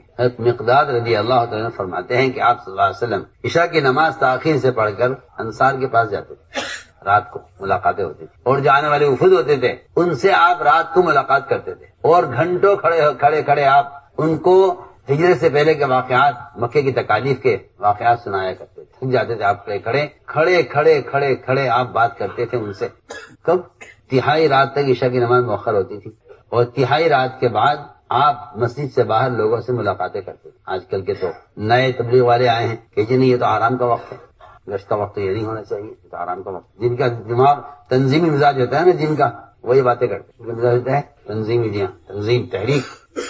یہ تنظیم نہیں ہے، یہ دعوت ہے. دعوت میں ہر قدم پر دیکھا جائے گا کہ محمد صلی اللہ علیہ وسلم نے کیا کیا ہے. تو آپ کا روزانہ کا بلا ناغہ، میں کہہ رہا ہوں بلا ناغہ معمول تھا کہ آپ عشاء کے بعد انصار کے پاس جائیں اور ان جماعتوں سے ملاقات کرتے تھے جو دیر سے آتی ہیں رات کو یا ان سے دن میں ملاقات کا موقع نہیں ملا، ان سے آپ رات کو ملاقاتیں کرتے. مقداد فرماتے تھے کہ ہمارا معمول یہ تھا کہ آپ ان کے انصار میں چلے جاتے، ہم بکری کا دودھ نکالتے اور آپ کے لیے اٹھا کر رکھ دیتے، ہم لوگ سب پی کر سو جاتے. جب آپ تشریف لاتے تو پیالہ آپ کا ڈھکا ہوا رکھا رہتا دودھ کا، وہ آپ پیا کرتے تھے. آپ کا روزانہ کا معمول تھا. اس دن میرے پاس شیطان آیا، اس سے کہا مقداد تھوڑی سی یہ مقدار ہے دودھ کی، یہ تم پی لو. اللہ کے نبی تو گئے ہوئے ہیں انصار میں اور انصار کے یہاں سے انصار آپ کو کھلائے بغیر نہیں چھوڑیں گے، اور یہ تھوڑا سا دودھ ہے مقداد تم پی لو. کیونکہ مقداد رضی اللہ تعالیٰ بہت بھاری بدن کہتے ہیں کہ وہ سب تو پی کر سو گئے دودھ اور مجھے شیطان نے آ کے تیار کیا اور یہ کہا یہ دودھ تھوڑا سا رکھا ہے تو پی لے. میں اٹھا، میں نے وہ دودھ پی لیا اور جب میں نے پی لیا تو پھر شیطان میرے پاس آ کر اس نے پھر مجھے ملامت کی اور یہ کہا کہ اللہ کے نبی تشریف لائیں گے، دودھ ہوگا نہیں پیالے میں اور آپ بد دعا کریں گے اے مقداد تو ہلاک ہوگا. سب تو سو گئے اور میں اس فکر میں کروٹیں لیتا رہا کہ اللہ کے رسول تشریف لائیں گے اور پیالہ خالی پائیں گے اور تیرے لیے دعا کریں گے تو ہلاک. میں انتظار کر ہی رہا تھا آپ کا. آپ تشریف لائے تو سیدھے پیالے کی طرف گئے. پیالہ کھولا آپ نے تو پیالہ خالی تھا. آپ نے دونوں ہاتھ دعا کے لیے اٹھائے. مقداد کہتے ہیں میں اپنی ہلاکت کا انتظار کرنے لگا لیکن خیال آیا کہ اٹھ کے سنو تو صحیح آپ کیا دعا مانگ رہے. آپ اس پیالے کو خالی دیکھ کر اللہ سے دعا کر رہے تھے اللہم اطعم من اطعمنی واسق من سقانی. میں اور آپ یہ دعا جب پڑھتے ہیں جب کوئی ہمیں کھانا کھلا دیتا ہے، اور آپ نے دعا جب پڑھی ہے جب آپ کا کھانا کوئی اور کھا گیا ہے، کوئی اور پی گیا. یہ ہمارے اور آپ کی دعا میں پہلا فرق تو یہ ہو گیا. آپ کے ہماری دعا قبول نہیں ہوتی. جی ہاں، ہم یہ دعا جب پڑھتے ہیں جب کوئی ہمیں کھلا دیتا ہے. آپ کی دعا مثلا اس وقت ہے جب آپ کا رکھا ہوا دودھ کوئی اور پی گیا. فرمایا کہ آپ بھوکے تھے، آپ نے کچھ نہیں فرمایا. مقداد نے عرض کیا کہ رسول اللہ آپ تشریف رکھے، میں فوراً آپ کے لیے بکری کاٹ کر اس کا گوشت آپ کے لیے تیار کرتا ہوں. اور میں نے چھری اٹھائی اور میں دوڑا بکریوں کی طرف. میں کہاں جا رہے ہو؟ آپ کے لیے دیکھ رہا ہوں کوئی گوشت والی بکری آپ کے لیے ذبح کروں. میں نہیں، بکری ذبح نہ کرو، تم یہ پیالے میں دودھ نکال لاؤ. کیا ہے؟ دودھ تو بکریوں کا نکل چکا ہے، اب دوبارہ نہیں نکلے گا. نہیں جانا چاہتے گا کہ جو شکلوں کے راستے سے لیتے ہیں ان کو ایک مرتبہ ملتا ہے. میں دودھ دے چکی ہے کل دے گی، بکری دے چکی ہے اب نہیں دے گی. فرمایا جاؤ جا کے دیکھو. کہتے ہیں کہ میں گیا تو ساری بکریوں کے تھن دودھ سے بھرے ہوئے تھے. دودھ نکال کر لایا، آپ نے پیا، پھر مجھے دیا، میں نے پیا، پھر میں نے آپ کو دیا، آپ نے پیا، پھر آپ نے مجھے دیا، میں نے پیا. جب میں بالکل سیراب ہو گیا اور کہیں جگہ نہیں رہی دودھ پینے کی تو آپ نے فرمایا کہ مقداد یہ تمہارے ساتھی سو رہے ہیں، ان کو بھی جگہ دو تاکہ یہ بھی پی رہے. مقداد نے عرض کیا اللہ آپ نے پی لیا، آپ کا بچہ میں نے پی لیا، اب مجھے کسی کی پرواہ نہیں ہے، کسی ملا کسی نہیں ملا، کیونکہ برکت میرے اور آپ کے درمیان رہ جائے بس یہ اچھا ہے میرے آپ کے درمیان. تو میں نے عرض کیا کہ یہ مثالیں ہیں مگر کیا کریں. میرا اور آپ کا فاسد یقین ہے، یہ میرا اور آپ کا فاسد یقین ہے کہ ہم یہ کہتے ہیں کہ یہ سارے معجزات اور یہ ساری کرامتیں اور برکتیں یہ تو زمانے کے ساتھ تھی. یہ ہماری آپ صلی اللہ علیہ وسلم نے معجزات کے ذریعے امت کو اللہ سے لینا سکھلایا تھا. معجزات سے امت کو اللہ سے لینا سکھلایا تھا. صرف اتنا نہیں ہے کہ معجزات آپ صلی اللہ علیہ وسلم کے آپ کے ثبوت کے لیے تھے صرف، وہ تو صحابہ جانتے تھے یقین سے کہ آپ اللہ کے نبی ہیں۔ جو معجزات کافروں کے لیے ظاہر ہوئے وہ تو نبی کے تعارف کے لیے ہیں، اور جو کرامتیں جو معجزات صحابہ کے لیے ظاہر ہوئے ہیں اس سے صحابہ کرام کو عمل کی قوت سکھلانا مقصود تھا۔ دیکھو میں ایک بات کی، عمل کی قوت تعلیم دی ہے صحابہ کو معجزات دکھلا کر، اپنے نبی ہونے کا ثبوت پیش کیا ہے کفار کو معجزات دکھلا کر، تاکہ عذاب اللہ کے جلدی آئے اگر یہ نہیں مانتے، اگر کفار نہیں مانتے تو عذاب جلدی آئے۔ جتنا معجزات آپ جانتے ہیں کہ کفار نے کہا مان لیں گے آپ کو، چلیے چاند اس کے 2 ٹکڑے کر دیجیے، آپ نے فوراً انگلی کا اشارہ کیا، چاند 2 ٹکڑے ہو گئے۔ آج کے بیچارے آج کل کے مسلمان ان کو معبود ان کو بڑا سمجھتے ہیں جو چاند پر ہو کر آ جائیں، یہاں ایک اشارہ عادت سے، وہ بھی عبادت کا اشارہ نہیں تھا، ایک اشارے سے آگے ٹکڑے ہو گئے۔ آپ بتا دیجیے ساری سائنس ایک اشارے میں فیل ہو گئی، جسے آپ سمجھتے ہیں نا کہ میاں یہ ہیں ترقی پر، تو جو چاند پر ہو کر آ گئے یہ ہیں ترقی۔ ہاں مجھے حیرت ہوتی ہے، بیچارے آفاق میں گم ہیں، حالانکہ آفاق میں گم ہونا یہ کافر کا میدان ہے، یہ کافر کا میدان ہے کہ وہ آفاق میں گم ہے۔ مومن اور کافر فرق یہ ہے کہ مومن کے دل میں آفاق گم ہے اور کافر آفاق میں گم ہے۔ کافر آفاق میں گم ہے، چاند میں کیا ہے، سورج میں کیا ہے، ستاروں میں کیا ہے، اسے کافر ان آفاق میں گم ہے۔ اس لیے ان کے نزدیک سب سے بڑی کامیابی یہ ہے کہ یہ چاند پہنچ گئے۔ جی ہاں، یہ بہت بڑی کامیابی ہے، یہ بہت بڑی کامیابی ہے جی ہاں۔ اور ان کے نزدیک وہاں پہنچنے والے بھی نہ ہیں، اور محمد صلی اللہ علیہ وسلم وہاں سے خبر لائے ہیں جہاں جبریل کبھی نہ پہنچے نہ آئندہ کبھی پہنچ سکیں گے۔ جی ہاں، یہ وہاں کی خبر لائے۔ سمایا کرتے تھے کہ جن کے پیچھے ہم چل رہے ہیں ان کا قائد کتا ہے، اور جن کے پیچھے چلنا چاہیے وہ محمد صلی اللہ علیہ وسلم، وہ قائد وہ ہیں کہ جہاں جبریل نہیں پہنچ سکے۔ آپ صلی اللہ علیہ وسلم کہاں کے قائد ہیں؟ ہمارے قائد وہ ہیں جو وہاں سے خبر لائے ہیں جہاں جبریل نہیں پہنچ سکتے۔ جی ہاں، جن کے ہم قائد بنا کر چلنا چاہتے ہیں ان کا قائد کتا ہے، پھر کتا خبر لاتا ہے آگے کی، اس کے کتے کے اشارے پر زیادہ قدم اٹھاتے ہیں۔ جو لوگ کتے کے اشارے پر قدم اٹھاتے ہوں کیا وہ اصطلاح کے قابل ہو سکتے ہیں؟ سنو، اب جو کہنا کہ بھئی یہ ہیں، یہ ترقی کر رہے ہیں، سنیے صحیح، جن کا مقتدا، جن کا امام کتا ہو، کیا وہ قابل اقتدا ہو سکتے ہیں کہ ان کو دیکھ کر چلو یہ بہت آگے چلے گئے؟ ہاں، کفر کہیں تک پہنچ جاوے، اس کی پہچان یہ ہے کہ آپ مومن کے نزدیک ہے کوئی چیز نہیں۔ تو میں نے عرض کیا کہ جتنی برکتوں کے معجزات ہیں، میری بات یاد رکھنا، میں کچھ کہہ رہا ہوں، جتنی برکتوں کے معجزات ہیں آپ اس کے ذریعے اپنی امت کو اللہ سے لینے کے ضابطے سکھانا چاہتے تھے، جیسا اللہ سے لینے کے ضابطے کی۔ یہ تو نہیں کبھی دیکھو یہ ساری برکتیں ہمارے ہونے تک ہیں، بس ہم چلے جائیں گے تو پھر یہ ساری برکتیں ختم ہو جائیں گی، نہیں۔ یہ بات منافقین نے تو کہی تھی، یہ بات منافقین نے کہی تھی آپ کی وفات پر، اور یہی بات کفار نے بھی کہی تھی آپ کی وفات پر کہ دیکھو جو ان کی مدد ہوتی تھی ان کے نبی کی وجہ سے وہ تو چلے گئے، اب تو ان کی مدد تو ہوگی۔ کیا پڑھیا تاریخ پڑھیا، منافقین اور کفار نے یہ بات کہی تھی کہ ان کی جو مدد ان کے نبی کی وجہ سے ہوا کرتی تھی وہ اب نہیں ہوگی۔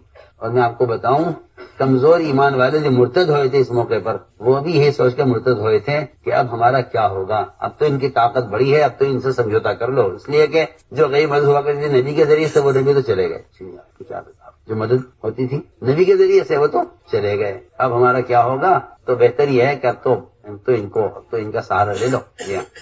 میں اسی کہنا چاہتا ہوں کہ جب عمل سے کامیاب یقین کمزور ہو جاتا ہے تو آدمی پھر کفر کا راستہ اختیار کر لے، یہ میں حقیقت عرض کر رہا ہوں۔ اس لیے فرمایا کہ تمہیں دین دیا گیا ہے اور ہر عمل کی قوت ہے کہ اس عمل کو اللہ کے سامنے پیش کرو، اس عمل کو اللہ کے سامنے پیش کرو، اے اللہ یہ میرا عمل ہے تیرا وعدہ، میرا عمل ہے تیرا وعدہ، ایاک نعبد و ایاک نستعین۔ اس کو سمجھ لے کہ اللہ کی ذات عالی سے براہ راست فائدے اٹھانے کے لیے کائنات کا یقین نکلنا شرط ہے۔ اب یہ کیسے پتہ چلے مجھے کہ میرے دل سے کائنات کا یقین نکل گیا؟ اس کی کوئی علامت بھی ہے کہ ہاں اس کی تو صبح سے لے کے شام تک سینکڑوں علامتیں ہیں۔ میرے آپ کے دل سے کائنات کا یقین نکلا یا نہیں نکلا مجھے کیسے پتہ چلے گا؟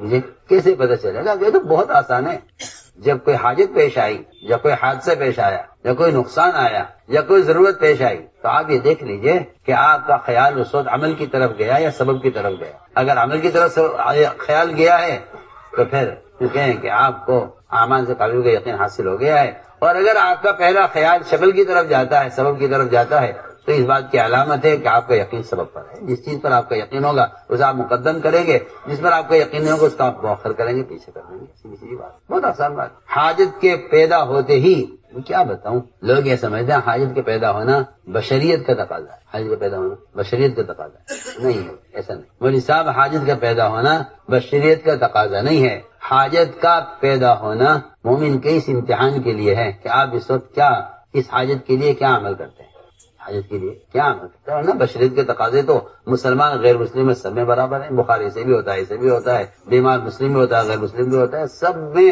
جتنے مسلمان غیر مسلم ہیں تمام بیماریاں سب میں مشترک ہیں، ایسا ہی ہے نا۔ اگر یہ بشری تقاضا ہے تو پھر ایک کافر کے اندر بھی بیماری پیدا ہوتی ہے، ایک غیر مسلم بھی بیمار ہوتا ہے۔ سنو کیا کہہ رہا ہوں، مومن کے اندر بیماری کا پیدا ہونا صرف ایک بشری تقاضا نہیں ہے۔ موسیٰ علیہ السلام کے پیٹ میں درد ہوا، اللہ نے کیا، پیٹ میں درد ہوا، اللہ سے کہا کہ اللہ میرے پیٹ میں درد ہے، اللہ تعالیٰ اپنے حکم سے درد ٹھیک کر دیتے، اللہ اپنے حکم سے مولوی صاحب درد ٹھیک کر دیتے، اللہ اپنے حکم سے درد ٹھیک کر دیتے، دوسرے کو نہیں کہا، اللہ نے نہیں کیا، حکم سے نہیں کیا، اللہ نے فرمایا، فوراً حکم نہیں کر دیا اللہ نے یہ فرمایا کہ موسیٰ ریحان استعمال کرو، کیا ضرورت ریحان کی، اللہ کو ریحان کی کیا ضرورت ہے، جڑی بوٹی کی کیا ضرورت ہے، اللہ کو وہ قادر مطلق ہے، اسے کیا ضرورت ہے اس کی کہ بھئی یہ آپ کو پیٹ کا درد ہو رہا تو وہ دوا کھاؤ ہوتا ہے، ڈاکٹر بتائے گا دوائیں، اللہ کیا دوا بتانے کی، اللہ محتاج ہے اس کا، بولو نہیں، اللہ نے فرمایا موسیٰ ریحان استعمال کرو، اور ریحان استعمال کیا، موسیٰ علیہ السلام نے پیٹ کا درد ٹھیک ہو گیا۔ اللہ نے سبب سے درد ٹھیک کیا ہے، اس لیے نہیں کہ آئندہ تمہارے پیٹ میں درد ہو تو ریحان استعمال کر لینا۔ آپ تو ایک حکیم صاحب کے نسخے پر اتنا یقین رکھتے ہیں کہ بس جب بھی کبھی تکلیف ہوگی تو یہی دوا کھاؤں گا، اسی حکیم کے پاس جاؤں گا، اور وہاں حکیم کون ہے؟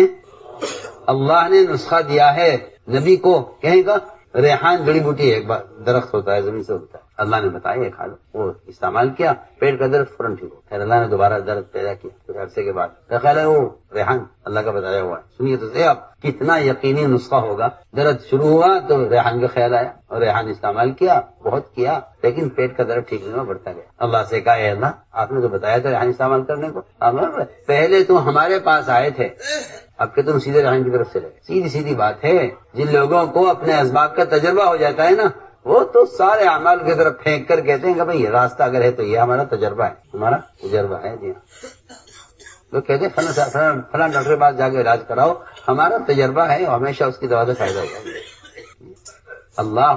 اللہ تعالیٰ خود نسخہ بتا کر موسیٰ علیہ السلام کو آزما رہے ہیں کہ ہم دیکھنا چاہتے ہیں اگر اگلی مرتبہ درد ہوتا ہے تو ہم سے کہتے ہیں ریحان استعمال کرتے ہیں۔ اللہ تعالیٰ اسباب میں کامیاب کرتے اس لیے ہیں تاکہ اگلی ضرورت میں، اگلی تکلیف میں یہ دیکھیں کہ یہ ہماری طرف آتا ہے یا ہمارے بتائے ہوئے سبب کی طرف چلا جاتا ہے۔ تو میں نے عرض کیا کہ حضور اکرم صلی اللہ علیہ وسلم اپنی امت کو وہ اعمال دے کر گئے ہیں جن کے ذریعے اللہ کی ذات سے براہ راست فائدہ ہے۔ اس لیے ہم نے عرض کیا تھا کہ بہت آسان ہے ایک مسلمان کے یہ جاننا کہ میرا یقین عمل پر ہے یا سبب پر ہے، وہ دیکھ لے کس چیز کو، جس چیز کو مقدم کرے گا اس پر یقین ہے، جس کو مؤخر کرے گا وہ غیر یقین ہے، جس کو بالکل تقدیم و تاخیر کا فرق ہے۔ بس ہم اسباب ترک کرنے کو نہیں کہتے، ہم کہتے ہیں اسباب کو مؤخر کر دو، اسباب کو مؤخر کر دو۔ بس اگر تم اسباب کو مؤخر کر دو گے اور عمل کو مقدم کر دو گے تو اللہ تعالیٰ یا تو سبب کو تابع کریں گے یا سبب کی طرف پہنچنے سے پہلے کام پورا کر دیں گے۔ یہ دونوں شکلیں عام ہیں ذرا صحابہ میں۔ کئی سبب سے کام اس لیے بنا دیتے ہیں تاکہ امتحان لیں کہ اس کا کئی سب پر یقین تو نہیں۔ اگر لوگوں کے کام اسباب سے بالکل نہ بنتے پھر لوگ کہتے کہ اللہ سے ہوتا ہے تو کوئی کمال نہیں تھا۔ ہم دکھلائیں گے اسباب میں اور امتحان لیں گے، بتاؤ سبب سے کہتا اللہ کی ذات سے کہتے سمجھتے تھے۔ جب عمل سے ایک مرتبہ کامیابی حاصل ہو جائے تو پھر سمجھ لینا کہ اللہ تعالیٰ نے تمہیں عمل سے کامیابی کا راستہ دکھلا دیا ہے۔ یعنی یہ تو بیا مقدر کی بات ہے، کبھی عمل سے ہوگا کبھی نہیں ہوگا جی، اور یہ تو اسباب بھی مقدر کی چیزیں، کبھی سبب سے ہوگا کبھی نہیں ہوگا، ایسا نہیں ہے۔ اور اگر میں کہتا ہوں عمل سے کامیابی نہ ملے اور آپ کی حاجت عمل سے پوری نہ ہو تو نہ ہو، کیا بات ہے، کیونکہ کوئی عمل، کوئی عبادت، کوئی تہجد، کوئی صلاۃ الحاجہ کسی حاجت کے لیے ہے ہی نہیں۔ جب صلاۃ الحاجہ بھی حاجت کے لیے نہیں ہے تو پھر کون سا عمل حاجت کے لیے ہو سکتا ہے؟ سوچیے تو صحیح، صلاۃ الحاجہ نہیں، جب صلاۃ الحاجہ بھی حاجت کے لیے نہیں ہے تو پھر کون سا عمل ہو سکتا ہے میری حاجت کے لیے، دنیا کے لیے؟ سوچیے تو صحیح، کیا کہہ رہا، صلاۃ الحاجہ میں صاحب حاجت کے لیے نہیں، کیا عرض کرو۔ جو لوگ صلاۃ الحاجہ پڑھتے ہیں نا پوری نماز میں حاجت کو سوچتے رہتے، پوری نماز میں، حالانکہ نماز میں حاجت کو سوچنا اللہ کے غیر کو سوچنا ہے، اور صلاۃ الحاجہ جو ہے وہ حاجت کے لیے نہیں ہے۔ صلاۃ الحاجہ حاجت کے لیے نہیں ہے. لوگوں کو غلطی ہوئی، بہت بڑی غلطی ہے کہ لوگ صلاۃ الحاجہ کو حاجت کی نماز کہتے ہیں. حاجت کی کوئی نماز نہیں. حاجت مخلوق ہے، نماز خالق کے لیے ہے. اتنا بڑا فرق ہے. حاجت کیا ہے مولوی صاحب؟ مخلوق ہے نا حاجت، اور نماز اس کے لیے ہے، حاجت کے لیے. پھر کیا مطلب اس کا کہ میں تو نماز حاجت کے لیے پڑھ رہا ہوں، حاجت کی نماز نہیں. نماز تو جنت کے لیے بھی نہیں ہے جہاں ساری خواہشات پوری ہونی ہے. تو اگر آپ کی دنیا کی ایک ضرورت کے لیے نماز کیسے ہو سکتی ہے؟ سوچے تو صحیح، آپ خود ہی فیصلہ کریں. جہاں ساری خواہشات پورے طریقے سے ہمیشہ کے لیے پوری ہونی ہے وہاں کے لیے بھی نماز نہیں. سنیے تو صحیح، جب پوری ہمیشہ کی ہمیشہ ابدی زندگی خواہشات کو گزارنے کے لیے نماز نہیں ہے جنت کے لیے، تو پھر ایک وقتی طور پر دنیا میں ایک حاجت کو پڑھانے کے لیے نماز کیسے ہوتی؟ اس لیے حاجت کی نماز کوئی نماز نہیں ہے. صلاۃ الحاجہ کیوں کہتے ہیں؟ نماز تو اللہ کے قرب کے لیے ہے. نماز اللہ کے سن رہے سو رہے نماز اللہ کے قرب کے لیے ہے. تم 2 رکعت پڑھ کر اللہ کے قریب ہو جاؤ، پھر قریب ہو کر اپنی بات کہہ دو اللہ سے، تو قریب والوں کی بات سنی جائے. تو صلاۃ الحاجہ حاجت کے لیے نہیں ہے، قرب کے لیے. تو تم 2 رکعت پڑھ کر اللہ کے قریب ہو گئے تو پھر قریب ہو کر اللہ سے اپنی حاجت کہتے ہیں. ورنہ صلاۃ الحاجہ حاجت کے لیے نہیں ہے. تو سب سے بڑی بدنیتی ہے. آپ تو کہہ رہے میں نے نیت باندھ لی صلاۃ الحاجہ کی، اور یہ بدنیتی ہے. یہ کیا ہے؟ موصف مدد ہے. کسی حاجت کے لیے عمل کرنا چاپلوسی ہے. حاجت کے لیے عمل سیدھی بات، کسی عمل کے لیے کسی حاجت کے لیے عمل چاپلوسی ہے. کیوں کہ جب کوئی حاجت آئے گی تو آپ اللہ کے لیے متوجہ ہوں گے، اور جب حاجت پوری ہو جائے گی تو آپ اللہ کو چھوڑ دیں گے. نہیں وہ تو کوئی پریشانی آتی ہے تو لوگ وظائف کی طرف، فرائض کی طرف، صدقات کی طرف، اعمال کی طرف انہیں ان کی حاجت لے کر آ رہی ہے. انہیں عبادت کا شوق، انہیں اللہ کی ذات سے تعلق نہیں ہے. ان کو تو ان کی ضرورت نے مجبور کیا ہے. آپ کسی وزیر یا کسی عہدیدار کے پاس اچانک پہنچ جائے اپنے حاجت لے کر، اور کبھی اس سے نہ ملیں، کبھی سلام نہ کریں، کبھی خیر خیریت نہ پوچھیں. آپ نے پڑوسی کے پاس سے کبھی نہ ملیں اور کوئی حاجت پیش آ جائے تو پہنچ جائیں تو آپ کو خود شرم آتی ہے کہ بھائی مناسب نہیں ہے اچانک چلے جانا. پہلے ان سے کچھ تھوڑا بہت تعلق قائم کرو تب ضرورت تو کہیں گے. ورنہ کتنا برا مانے گا یہ کہ آج تک تو میرے سے ملے نہیں، آج ان کی حاجت پیش آئی تو میرے پاس آ گئے. یہ تو مخلوق سے ملتے ہوئے شرماتا ہے، مخلوق ملتے ہوئے شرماتا ہے. جی ہاں، کہ اب آج ضرورت پیش آ گئی ہے تو ملنے جا رہے ہیں ان سے. نہیں بھائی ایسے نہیں جائیں گے، پہلے 2-4 مرتبہ ملاقات کر لو. جی ہاں، اس کے بعد بات کہیں گے. یہ تو جب معاملہ مخلوق کے ساتھ یہ ہے تو خالق کے ساتھ کیا ہونا چاہیے؟ اس لیے فرمایا کہ اگر عمل پر کامیابی وہ دے دیں تو ان کا احسان ہے، ورنہ میرا عمل میری ضرورت کے لیے نہیں ہے. کیونکہ عبادت اللہ کا حق ہے. عبادت اللہ کا حق ہے. اگر وہ سارے کے سارے عابدوں کو جہنم میں ڈال دے اس کو پورا کلی اختیار ہے. کلی اختیار ہے اللہ تعالیٰ. کوئی نہیں کہے گا اللہ نے ظلم کیا ہے. نہیں، اگر وہ سارے عابدوں کو، سب عمل کرنے والوں کو جہنم میں ڈال دیں اس کو کلی اختیار ہے. اللہ کو اس کا کلی اختیار ہے، پورا اختیار ہے. کوئی یہ نہیں کہہ سکتا کہ اللہ نے ایسا کیوں کیا. ہاں وہ وعدہ خلاف نہیں ہے، یہ ان کا فضل ہے. ان کا وعدہ پورا کرنا ان کا فضل ہے، ان کے ذمہ واجب نہیں ہے کہ اللہ کے ذمہ لازم ہے کہ اللہ ہمیں جنت میں داخل کرے. ان کا فضل ہے. اس لیے انبیاء اور صحابہ کرام وہ کبھی اپنے عمل سے مطمئن نہیں ہوتے تھے کہ جی ہم نے عمل کر لیا، ہم کامیاب ہیں. عمل تو کر لیا ہے مگر اللہ کے فضل سے امید ہے، عمل سے امید نہیں ہے. عمل سے اگر اعلان ہو جائے تمام لوگ جہنم میں جائیں گے، ایک آدمی جنت میں جائے گا تو میں فرماتا ہوں مجھے اپنے بارے میں امید ہے. اور یہ اعلان ہو جائے کہ تمام لوگ جنت میں جائیں گے، ایک آدمی جہنم میں جائے گا تو فرماتے ہیں مجھے اپنے بارے میں اندیشہ ہے.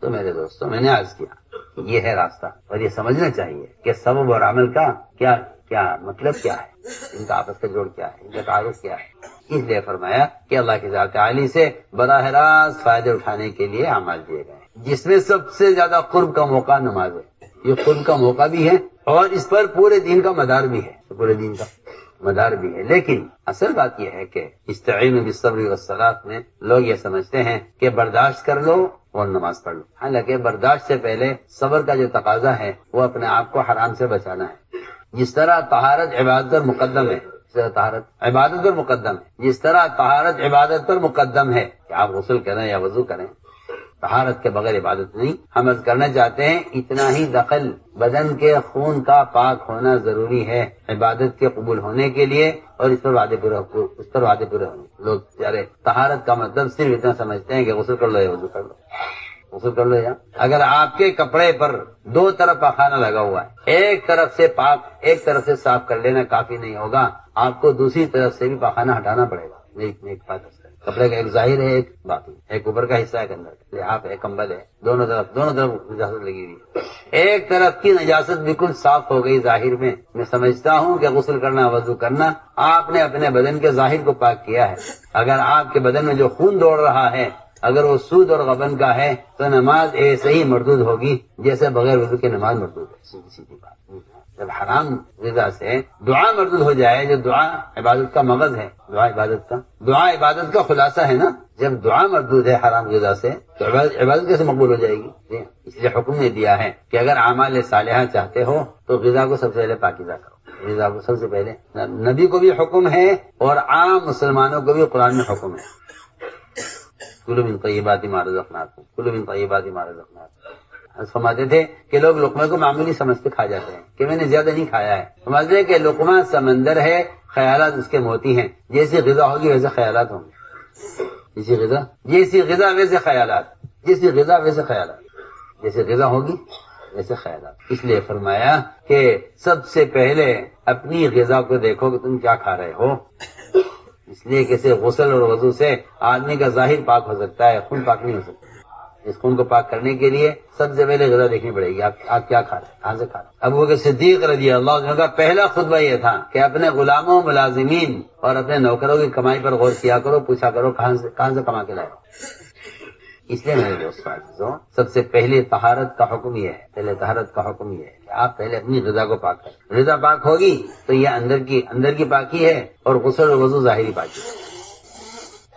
استعینوا، لو اللہ سے مدد، بالصبر والصلاۃ، پہلے صبر پھر نماز۔ صبر کسے کہتے ہیں؟ صبر کہتے ہیں حرام سے بچنے کو، صبر کہتے ہیں حرام سے بچنے کو، اس کا نام صبر ہے۔ لوگ سمجھتے ہیں برداشت کرنے کا نام صبر ہے، صبر کہتے ہیں حالات میں حکم پر جمنا، حالات میں حکم پر جمنا صبر ہے، حالات میں حکم پر جمنا صبر ہے۔ لوگ صبر کرتے ہیں اس زمانے میں، ایسا نہیں کہ صبر نہیں کرتے، مگر صبر کرتے ہیں گناہوں کے ساتھ۔ اور یہ بات یاد رکھیں سب کہ جو حالات گناہوں کی وجہ سے آئیں گے وہ صبر کرنے سے نہیں بدلیں گے۔ کہ بھائی کیا کریں، ظلم ہو رہا ہے مسلمانوں پر، حالات کیوں نہیں بدلتے؟ ہاں یہ بات یاد رکھنا کہ جو حالات گناہوں کی وجہ سے آئیں گے وہ صبر کرنے سے ٹھیک نہیں ہو۔ بہت اہم بات ہے، پہلے یہ غور کر لو، اگر یہ حالات آ رہے ہیں اطاعت کے ساتھ پھر تو مدد جلدی آئے گی، اور اگر یہ حالات آ رہے ہیں گناہوں کے ساتھ، جی ہاں سنو میں کیا کہہ رہا ہوں، اگر حالات آ رہے ہیں گناہوں کی وجہ سے تو پھر جو کہ صبر کرنے سے حالات نہیں بدلیں گے۔ جو حالات اطاعت کے ساتھ آتے ہیں وہ حالات کو بدل دیتے ہیں، اور جو حالات گناہوں کی وجہ سے آتے ہیں ان پہ صبر کرنے سے حالات نہیں بدلا کرتے۔ کیونکہ میں اس کی مثال عرض کرتا ہوں، اگر چوروں کو قید کر کے جیل میں ان کو ستایا جائے اور یہ سارے چور مل کر اللہ سے بد دعا کریں پولیس والوں کے لیے تو کیا عذاب آئے گا پولیس والوں کا؟ سارے چور مل کر قوت نازلہ پڑھیں، ہاں شتت شملهم مبدد جمعهم اور غالباً کلمتین زلزل اقدامهم كل حدهم، کیا پڑھ رہے ہیں؟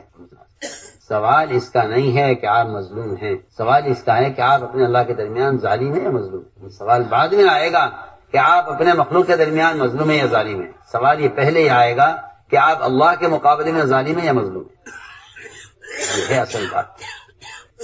اس لیے میں نے مثال دی ہے کہ چور کے پاس صبر ہے مگر تقوی، چور کے پاس صبر ہے تقوی نہیں۔ اس لیے چور کی بد دعا سے پولیس پر عذاب نہیں آئے گا، پکی بات۔ ہم جو بد دعا کر رہے ہیں سوچ لیں، کیونکہ جو حالات گناہوں کی وجہ سے آتے ہیں وہ صبر کرنے سے دور نہیں ہوتے، صبر کرنے سے دور نہیں ہوگے۔ مسلح کا معاملہ یہ مسلمان کے ساتھ ہے، کافر اگر ظلم کرے گا گناہوں کے ساتھ تو کافر پر عذاب آ جائے گا، کیونکہ مسلمان کے لیے اللہ تعالیٰ نے اس کے لیے امن کا اور کامیابی کا وعدہ دین کے ساتھ ہے۔ اگر اس پر حالات بے دینی کی وجہ سے آئیں گے تو پھر کافر کے ظلم کرنے پر حالات بدلیں گے نہیں۔ صاف صاف آپ کہتے ہیں انتظار کرو اور صبر کا پھل میٹھا ہوتا ہے، کہ نہیں؟ صبر کا پھل میٹھا جب ہوگا جب تقوی کے ساتھ، صبر کا پھل میٹھا جب ہوگا جب آپ قرآن پڑھیے، آپ کو ایمان والوں کے لیے اللہ نے جہاں بھی صبر کو بیان کیا ہے یا نبیوں کے لیے صبر کو بیان کیا ہے تقوی کے بغیر بیان نہیں کیا۔ اس لیے صبر کا گناہ کا کوئی جوڑ نہیں ہے، صبر کا جوڑ تقوی کے ساتھ ہے، گناہ کے ساتھ نہیں۔ پڑھیے آپ قرآن، انہ من یتق ویصبر وان تصبروا وتتقوا یا الذین آمنوا اصبروا وصابروا ورابطوا واتقوا اللہ۔ پورا قرآن پڑھیے، جہاں صبر ملے گا وہاں آگے پیچھے تقوی ملے گا۔ سارا قصہ یوسف علیہ السلام کا صبر و تقوی پر ختم ہوا ہے۔ جی ہاں، یہاں گناہ سے بچے زلیخا کی کوشش میں، وہاں بھائیوں کی زیادتی پر صبر کر لیا، جی ہاں اللہ نے اس پر کامیاب کیا ہے۔ تو میرے دوستو عزیزو، یوں ہے بات کہ صبر مقدم ہے عبادت پر، طہارت مقدم ہے نماز پر۔ لوگ صبر کرتے ہیں مگر گناہوں کے ساتھ. یہ گناہوں کے ساتھ صبر کرنا چوروں کا صبر کرنا ہے. وما ظلمناہم ولکن کانوا هم الظالمین. ہمیں ظلم کیا ان پر, انہوں نے ہمارے احکام توڑ کر ظلم کیا ہے. یا تو جو حالات گناہوں کی وجہ سے آتے ہیں وہ صبر کرنے سے ٹھیک نہیں ہوتے. آپ کرتے رہیں انتظار, کیا کرتے رہیں, ہمارا معاملہ ابھی ہے ہی نہیں.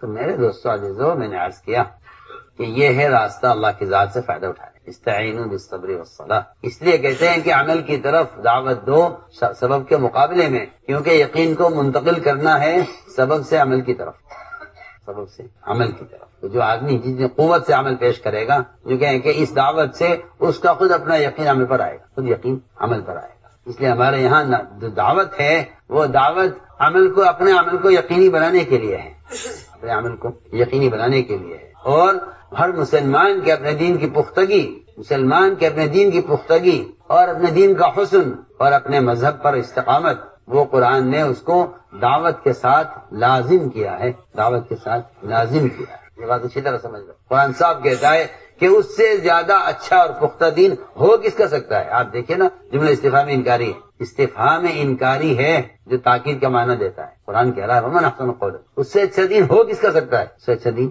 ہو کس کا سکتا ہے. یہ ترجمہ ہے اس کا, اس سے اچھی بات نہیں. قول سے مراد یہاں باتیں نہیں ہیں, قول سے مراد یہاں باتیں نہیں ہیں. یہاں قول سے مراد مذہب اور دین ہے, قول سے مراد مذہب اور دین. ومن احسن قولا کا مطلب ومن احسن دینا. اس سے زیادہ پختہ دین ہو کس کا سکتا ہے جو دعوت اور عبادت دونوں کو جمع کرے. ہمارے ایسا کا ملفوظ ہے کہ جو دعوت عبادت کو جمع کرنے پر مجبور ہو جائیں گے, اللہ ان کے لیے نظام کائنات کو مسخر کریں گے. ادھر یوشع بن نون دشمن کے مقابلے پر, ادھر سورج غروب ہو رہا ہے, ادھر عصر کی نماز ہے, عصر پڑھتے ہیں دشمن کا خطرہ ہے, دشمن سے لڑتے ہیں تو عصر کا خطرہ ہے. کہ اللہ ہم تیرے کام میں لگے ہوئے ہیں, اس سورج کو یہاں روک دے, جب تک ہم نماز سے فارغ نہیں ہو جائیں گے سورج غروب نہیں ہوگا. اللہم احبسھا, اس کو یہاں روک دے. نظام کائنات کے مسخر ہونے کے لیے دعوت شرط ہے, دعوت شرط ہے. جی ان تنصروا اللہ ینصرکم. اور یہ بات میری آپ کان کھول کے سن لیجئے, کسی ذریعے سے دین کی بات کا پہنچانا دعوت نہیں ہے, دعوت کا فریضہ ادا نہیں ہوگا اگر آپ خود دعوت دینے نہ گئے. بعض لوگوں کا خیال ہے کہ بھئی اخبار رسائل بھی تو ایک ذریعہ ہے, اور آپ صلی اللہ علیہ وسلم نے خطوط بھیجے ہیں. کل ایک صاحب پرچہ دے کے گئے, مجھے پتہ نہیں کون تھے, میں نے تلاش بھی کرایا, ملے نہیں. وہ لکھ کے دے گئے مجھے کہ کیوں آپ صلی اللہ علیہ وسلم کے جو خطوط گئے ہیں. اچھا, تمہیں اتنی بھی عقل نہیں ہے, تمہیں اتنی بھی خبر نہیں ہے کہ وہ خط کون لے کر گیا ہے, اور تمہیں اتنا بھی پتہ نہیں ہے کسی بادشاہوں کو خط لکھا ہے. ورنہ ایک آدمی ایسا ثابت کر دو کہ جو آپ کے پاس آیا اور آپ نے اسے خود دعوت نہ دی. اور آپ کا فرمانا ہے یہ کہ میں اس راستے میں نکلوں دعوت اللہ کے لیے, اور قتل کیا جاؤں, پھر زندہ کیا جاؤں, پھر قتل کیا جاؤں, پھر زندہ کیا جاؤں, پھر قتل کیا جاؤں. بار بار آپ فرما رہے کیوں؟ آپ کے دماغ میں شیطان نے یہ بٹھا دیا ہے کہ یہ موبائل اور یہ گندے آلات اور ذرائع یہ بھی ذریعہ ہیں دین کی بات کے پھیلانے کا. کیا حرج ہے اس کے اندر؟ آپ کو پتہ ہی نہیں ہے کہ دعوت وہ فریضہ ہے نماز کی طرح جو خود ادا کیے بغیر ادا نہیں ہوگا. آپ کو پتہ ہی نہیں. آپ کو تو رواج چھایا ہوا ہے نا, کیا معاشرہ, کیا عبادات, کیا معاملات, کیا ضروریات, کیا دعوت, ہر چیز پر آپ کا رواج چھایا ہوا ہے, اور آپ رواج کے غلام بن کر رواج کی تائید کرتے ہیں سنت کے مقابلے. مجھے حیرت ہوتی ہے رواج کی. جی ہاں, ہمارے صاحب کا ملفوظ چھپا ہوا ہے, دھیان سے پڑھا کرو. فرماتے ہیں کہ قلم کی حیثیت دعوت کے میدان میں, قلم کی حیثیت تیمم کی ہے. دعوت کے میدان میں آپ خود فیصلہ کیجیے, اگر پانی موجود ہے تو تیمم ہو جائے گا. تیمم کر لیا آپ نے, تیمم کر لیا آپ نے, نماز ادا کرنے سے پہلے پانی حاصل ہو گیا, تیمم باقی رہے گا. چھپا ہوا صاحب کہ دعوت کے میدان میں قلم کی حیثیت تیمم کی ہے. وہاں قلم استعمال ہوا ہے جہاں اس کی ضرورت تھی, کیونکہ بادشاہوں کا مزاج یہ تھا کہ اگر کوئی وقت ان کے پاس آتا ہے کہیں سے تو وہ بھیجنے والوں کی طرف سے خط لے کر آئے تاکہ وہ سمجھے کہ فلاں نے بھیجا ہے. بس میں سمجھتا ہوں, میں سنانا چاہتا ہوں لوگوں کو جن کے دماغ میں یہ بیٹھا ہوا ہے اس زمانے میں کہ پھرنا ضروری نہیں ہے, کسی ذریعے سے پیغام پہنچا کر بھی دعوت پہنچائی جا سکتی ہے. لوگوں نے سمجھانا چاہتا. وہ مجھے کل حوالہ دے رہے تھے کہ حضور صلی اللہ علیہ وسلم نے خطوط بھیجے ہیں. آپ کہتے ہیں اخبار رسائل سے دین نہیں پھیلتا. آپ کو اتنی بات کی آپ کو خبر نہیں ہے کہ وہ اس خط کو جماعت لے کر گئی تھی, خط کو جماعت لے کر گئی. شجاع بن وہب اس جماعت میں تھے, عبداللہ بن عمر اس جماعت میں تھے, حضرت حذیفہ کے بھائی اس جماعت میں تھے.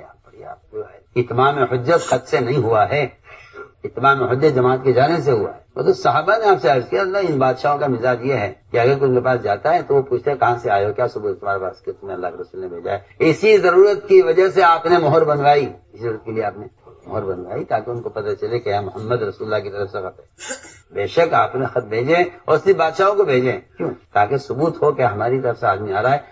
اگر آپ حضرت عمر یا کسی کو آپ صلی اللہ علیہ وسلم صرف یہ بات بتلانے کے لیے کہ جو شہادت نے گواہی دے گا جنت میں جائے گا سیدھا، آپ نے اس بات کا یقین کرانے کے لیے اپنے جوتے لے کر بھیجا نا، اب وہ رہے گا جوتے لے کے جاؤ جو تمہیں ملے، شہادت نے گواہی دے، اس کو جنت کی بشارت سنا، صرف اس لیے تاکہ میری بات کا یقین کر لیں کہ ہم نے بھیجا ہے۔ اس سے زیادہ حیثیت نہیں ہے اس خط کی کہ یہ خط آج ہماری طرف سے آ رہا ہے آپ کے پاس۔ جی ہاں، بھیا چند خطوط ہیں آپ کے جو آپ نے بادشاہوں کو اور بڑے لوگوں کو بھیجے ہیں، وہ اس لیے تاکہ یہ بات ثابت ہو کہ آج ہماری طرف سے آ رہا ہے، بس وہ بادشاہوں کا طریقہ ہے یہ۔ ورنہ آپ صلی اللہ علیہ وسلم نے ہر جگہ جماعت دی، ہر جگہ جماعت دی، مانین زکات کھڑے ہوئے، حضرت بکر صدیق کوئی خط نہیں لکھ کے بھیج دیا مدینے سے کہ زکات دو، نہیں، کہنی ہم مدینہ خالی کریں گے ان کو زکات پر لانے کے، اس لیے ہم آپ کو سمجھانا چاہتے ہیں۔ رواج کا زمانہ ہے، اس لیے لوگ سنت کے مقابلے میں رواج کی تائید کرتے ہیں، مقابلے میں رواج کی تائید۔ وہ زمانہ سنت کا تھا، وہ زمانہ سنت کا تھا، اس میں صحابہ نے عرض کیا تھا کہ رسول اللہ نماز کے لیے جمع کرنے میں دشواری ہوتی ہے، کیا ہم ڈھول بجا دیا کریں نماز کے وقت، سب کو پتہ چل جائے نماز کا وقت؟ فرمایا یہود کا طریقہ ہے۔ کیا ہم سارنگی میں نماز کا اعلان کر دیا کریں؟ فرمایا کہ نہیں، نصارہ کا طریقہ ہے۔ کیا ہم آگ جلا کر دھواں اٹھا دیا کریں ہر نماز سے پہلے تاکہ لوگ مدینے کی آبادی کو معلوم ہو جائے نماز کا وقت ہو گیا، دھواں اٹھ رہا ہے؟ فرمایا نہیں، مجوسیوں کا طریقہ ہے، آگ جلا کر جمع کرنا۔ رواج کو چھوڑنے پر اللہ تعالیٰ نے اذان عطا فرمائی۔ آج مسلمان پلٹ کر رواج کی طرف گیا تو آپ جا کے دیکھیں عرب ملکوں میں آپ کو مسجد مؤذن نہیں ملیں گے، نیٹ سے اذان ہوتی ہے، ختم اذان۔ آپ کے دماغ میں بیٹھ گیا نا، شیطان نے آپ کے دماغ میں یہ بٹھایا ہوا ہے نا کہ یہ آلات اور ذرائع بھی دعوت کا ذریعہ ہیں، اس کا نتیجہ یہ ہے کہ ان آلات نے دعوت تامہ سے مسلمان کو محروم کر دیا ہے۔ آپ کے دماغ میں بیٹھ گیا نا کہ آپ اس کی مخالفت نہ کریں، اور آپ اس سے اتفاق کر کے اذان سے بھی محروم ہو چکے ہیں۔ بھیا جا کے دیکھیں ملکوں کا حال، میں تو اپنے آپ سے دیکھ کر اذان کی آواز آئی مسجد میں، میں نے کہا مؤذن کہاں ہے؟ کہہ رہے آپ کو پتا نہیں کہ باہر سے آئے ہو کیا؟ میں نے کہا بھائی یہاں کوئی مؤذن نہیں ہوتا، یہاں خام کا مؤذن رکھو، اس کی تنخواہ دو، پیسہ خرچ کرنے کا عیاشی پہ خرچ کریں گے، لیکن مؤذن کے لیے پیسہ نہیں خرچ کرنے کو، کیونکہ اذان کی اہمیت نہیں ہے، تو نیٹ سے اذان ساری مسجد میں پہنچ جاتی ہے۔ سنیے آپ، اور آپ ہیں رواج کے عادی اور رواج کے داعی، جی ہاں، یہ جہالت اور حماقت ہے کچھ، اور آ کر مناظرہ کرتے ہیں اور دلائل پیش کرتے ہیں۔ جو آدمی سنت کے خلاف دلیل لائے وہ گمراہ ہے، میری بات یاد رکھنا، ہمیشہ یاد رکھنا۔ جو شخص سنت کے مقابلے میں کیا لائے، دلیل پیش کرے کہ دیکھو دلیل، وہ گمراہ ہے، تو پکی بات ہے۔ اس لیے کہ جب مسلمان گمراہی کا اثر پڑ جاتا ہے تو اس کو سنت کے خلاف دلائل نظر آتے ہیں، قرآن سے بھی حدیث سے بھی۔ تو ایسا تھوڑا ہی ہے کہ قرآن حدیث صرف ہدایت ہی دیں گے، نہیں، قرآن سے آدمی گمراہ بھی ہوگا، ہدایت پر بھی آئے گا، دونوں چیزیں قرآن سے متعلق ہے۔ بڑھیا، آپ قرآن ہی پڑھ لیجیے نا، یضل بھی کثیرا لیہلک من ہلک عن بینہ ویحیی من حی عن بینہ، دونوں کے لیے دلیل ہے۔ جی ہاں، اب مل جائے گی آپ کو دلیل، کیا بات۔ اس لیے ہم عرض کرنا چاہتے ہیں کہ دعوت کا فریضہ تو نقل و حرکت کا بغیر اللہ کی قسم ادا نہیں ہو سکتا، آپ مانیں یا نہ مانیں۔ آپ اخبار رسائل سے دعوت پہنچانا چاہیں، یہ کسی نبی کا طریقہ نہیں، یہ کسی صحابی کا طریقہ نہیں، پکی بات۔ آپ اگر خود جائیں دعوت لے کر، دیکھ لیجیے، اگر آپ کہتے ہیں کہ بھائی آپ سے خطوط بھیجیں تو یہ خط دے کر کیوں نہیں آ گئے؟ بادشاہ کے کسی آدمی کو دے ہوئے خط پہنچا دیں، ہم جا رہے ہیں۔ ڈاک کا نظام اس زمانے میں تھا، ڈاک کا نظام اس زمانے میں تھا، ایک منزل سے دوسری منزل گھوڑے ہوتے تھے جو ڈاک لے کر جاتے تھے، ایک مستقل منظم نظام تھا، ایک منزل سے ایک منزل تک گھوڑے دوڑتے تھے، وہ گھوڑے خطوط لے کر خطوں کی دعوت خوب ہوتی۔ آپ چاہتے تو آپ اپنا خط کسی ڈاک سے بھیج دیتے، آپ تو ان گندے موبائلوں سے دین کی باتوں کو پھیلانے کو آپ تبلیغ اور دعوت سمجھتے ہیں، اور وہاں اس زمانے میں صرف گھوڑے جو رسائل لے کر جاتے تھے، آپ نے اس کا بھی استعمال نہیں کیا، آپ نے جماعت بھیجی، آپ نے جماعت بھیجی۔ بادشاہ کے آدمی نے کہا کہ آپ یہاں شہر میں داخل نہیں ہو سکتے، خط دیجیے، ہم بادشاہ کو پہنچا دیں گے۔ صاحب نے کہا نہیں، ایسا نہیں ہوگا، ہم بادشاہ سے خود ملاقات کریں گے۔ کہا اچھا تو ایسا کیجیے، آپ کی سواری یہاں رہے گی، آپ سواری میں اندر نہیں جا سکتی، سواری بادشاہ کے شہر میں کوئی سواری، یہ گدھے گھوڑے ہمارے گدھے اور یہ کیا کہنا چاہیے ٹٹو وٹو ہمارا نہیں ہوتے، ہاں عمدہ ترکی گھوڑے ہوتے ہیں، اس پر آپ کو سوار کریں، ہم تو اپنی سواری سے بادشاہ کے قلعے تک نہیں بلکہ اس کے تخت تک جائیں گے، اپنی سواری بیٹھ کر، ہم سواری سے نہیں اتریں، ہم تو اپنی سواری بھی آپ کے واہن میں آ کے بدلنا نہیں چاہتے، آپ نے تو ہمارے کرتے پاجامے سب بدل دیے، ہم تو اپنی سواری بھی بدلنا نہیں چاہتے ہیں، جس مدینے سے آئے ہیں اس سواری سے ہم بادشاہ کے تخت تک جائیں گے۔ یہ جو کل مجھے ایک مولوی صاحب لقمہ دے کر غائب ہو گئے، مجھے تو ان کا حیرت تھی، میں نے کہا عالم اسی بات کر سکتا ہے، مجھے بڑا تعجب ہوا، افسوس بھی ہوا۔ یہ حال ہے۔ دعوت سے اب اتنے ناآشنا ہو گئے کہ ان کے نزدیک پھرنا اصل نہیں رہا۔ کوئی اگر آج مسلمان یہ کہتا ہے کہ پھرنے کی کیا ضرورت ہے، اس کی یہ بات ایک کافر کی بات سے پوری ملتی۔ میں آپ سے صاف کہہ رہا ہوں، میں دل سے کہہ رہا ہوں، اگر آج کوئی مسلمان یہ کہتا ہے کہ پھرنے کی کیا ضرورت دعوت دینے کے لیے، یہ سمجھ لے کہ اس کا یہ جملہ ایک کافر کے جملے سے پورا ملتا ہے۔ آپ حدیث پڑھیے، آپ صلی اللہ علیہ وسلم دعوت دینے گئے، کافر نے یہ کہا آپ سے کہا پھرتے کیوں ہیں دعوت کو لے کر؟ آپ کے دین بہت اچھا ہے، آپ کی دعوت بہت اچھی ہے، آپ اپنے دین کو لے کر بیٹھیے، جو آپ کا دین سیکھنا چاہے گا آپ کے پاس آئے گا، آپ اسے دین سکھلائیے۔ دین سکھلانا ہی تو ہے نا، جو آج کل کے لوگ کہنے لگے کہ پھرنا کیا ہے، بھائی دین سیکھنا ہے، دین سکھلانا ہے۔ پڑھیے آپ حدیث پڑھیے، آپ کو تو پتہ ہی نہیں ہے نا کہ نفر کیا چیز ہے۔ آپ کے دماغ میں یہ بیٹھا ہوا ہے کہ پھرنا تو زمانے میں تھا جب بات کے پہنچانے کے ذرائع نہیں تھے، یہ آپ کے دماغ میں شیطان نے بٹھایا۔ آپ سے بہت کام کی بات ہے۔ آج کے طرح مسلمان پھرنے کی ضرورت ہے، اور روایت کس نے کہی تھی آپ سے؟ کافر نے کہی تھی، بالکل روایت کے اندر صاف ہے۔ اس نے الفاظ استعمال کیے کہ آپ دین کی دعوت کو لے کے پھرتے کیوں؟ جگہ بیٹھیے، دین کو لے کر آپ کا دین بہت اچھا ہے، مانتے چلیے آپ کا دین آپ ہے، لیکن آپ پھرا مت کریں، آپ کی جگہ بیٹھے، جسے دین سیکھنا ہوگا آپ کے پاس آئے گا، آپ کا دین سیکھے گا۔ کون کہہ رہا ہے؟ کافر کہتا تھا، آج کا مسلمان کہہ رہا ہے، اور عام مسلمان ہی پڑھے لکھے مسلمان کہہ رہے ہیں۔ صحابی اللہ اکبر، وہ آپ کا دعوت لے کر پہنچے، اپنی سواری پر جائیں گے، چلو باقی جگہ جی تو مانتے نہیں، اپنی سواری کا آنے دو، کیا بات ہے کہ اس راستے کا مجاہدہ بادشاہ کے دل کو مرعوب کیے ہوئے ہے۔ بات اصل ہے، میں صاف آپ سے کہہ رہا ہوں کہ ذرائع میں وہ تاثیر نہیں ہے، کیونکہ ذرائع میں مجاہدہ نہیں ہے، مجاہدہ آپ کے بدن کے استعمال میں ہے۔ جتنا اللہ کے یہاں آپ کا مجاہدہ پہنچے گا، اللہ کی طرف سے باطل کے دل میں رعب پیدا کیا جائے گا۔ یہ ہے دعوت کی سنت، اور یہ نبیوں کی مدد کا اصل بنیادی سبب یہی ہے۔ بادشاہ کا بھی آنے دو، اپنی سواری کا آنے دو۔ قلعے کے دروازے پر پہنچ کر کہا چلیے اتریے، یہاں دیکھیے قلعہ آ گیا، کہ نہیں ہم تو اپنی سواری پر اندر جائیں۔ اور آپ کو تو پتہ ہی نہیں ہے نا، آپ تو صرف درسی کتابیں پڑھ کر یہ سمجھتے ہیں کہ ہمیں سب کچھ معلوم ہے، آپ نے کبھی دعوت کو پڑھا ہی نہیں ہے، سمجھا ہی نہیں ہے کبھی۔ یہ حیرت ہے لوگوں پر۔ وہاں پہنچے تو قالین کی قالین بچھے ہوئے، اور اس کے ٹٹو کے پیر گھسے اس میں۔ وہ علی بن عامر رضی اللہ تعالیٰ عنہ وہ قالین کو پھاڑتے چلے گئے، سارے وزراء بیٹھے ہوئے ہیں، تب تک بادشاہ بیٹھا ہوا ہے۔ ہمت ہے کسی کو کوئی روک دے، کوئی بول دے؟ جو مدینے سے چل کر آ رہا ہے، اس راستے کی تکلیفیں برداشت کر کے، اس کے اس عمل سے بھی کسی کے اندر روکنے کی ہمت نہیں۔ وہاں لے جا کر سونے کے تاروں سے بنے ہوئے تکیے رکھے ہوئے تھے، خوبصورت قیمتی۔ جب رٹو بھاگنے لگا تو اس تکیے کے اندر نیزے سوراخ کی آر پار اس میں رسی باندھی، تکیہ بھاری تھا، ابھی ٹٹو کی، اور بادشاہ سے بات کی کہ یا تو آپ نیچے اتریے، یہاں بیٹھ کے بات ہوگی، ایسے تھوڑی ہم آپ کو خط لکھ دیں اور آپ کو پیغام پہنچ جائے۔ جی ہاں سن لیجیے، سارے انکار کرنے والے سن، ایسے تھوڑی ہوگی بات، ہم آپ کے ساتھ بیٹھ کے بات کریں گے، یا تو آپ تخت سے نیچے اتریے، یہاں بیٹھیے، یا ہمیں اجازت دیجیے، ہم اوپر آتے ہیں آپ کے پاس۔ میں اوپر بیٹھ گیا تو مجھے کوئی عزت نہیں ملے گی، آپ نیچے اتر گئے تو آپ کی کوئی ذلت نہیں۔ بادشاہ نے کہا بات بالکل ٹھیک ہے، ان کو اوپر لاؤ میرے پاس۔ جب جن بادشاہوں کی اولاد تخت پر نہیں بیٹھ سکتی، ان کے ساتھ ایک دین کی دعوت کو لے کر جانے والا بادشاہ کے تخت پر بیٹھ کر بات کر رہا، کہہ رہا ہے کہ تمہارے تخت کے نیچے کی زمین ہم حاصل کر چکے ہیں، اگر تم واپس لینا چاہتے ہو تو ہمارا دین اختیار کر لو، تمہاری بادشاہ تمہیں سلامت، اور اگر یہ دین تمہیں مطلوب نہیں ہے تو ہمارے نبی ہمیں خبر کر چکے ہیں کہ تمہارے تخت کی زمین پر ہم قبضہ کر چکے ہیں۔ بادشاہ نے کہا بالکل ٹھیک کہہ رہے ہیں۔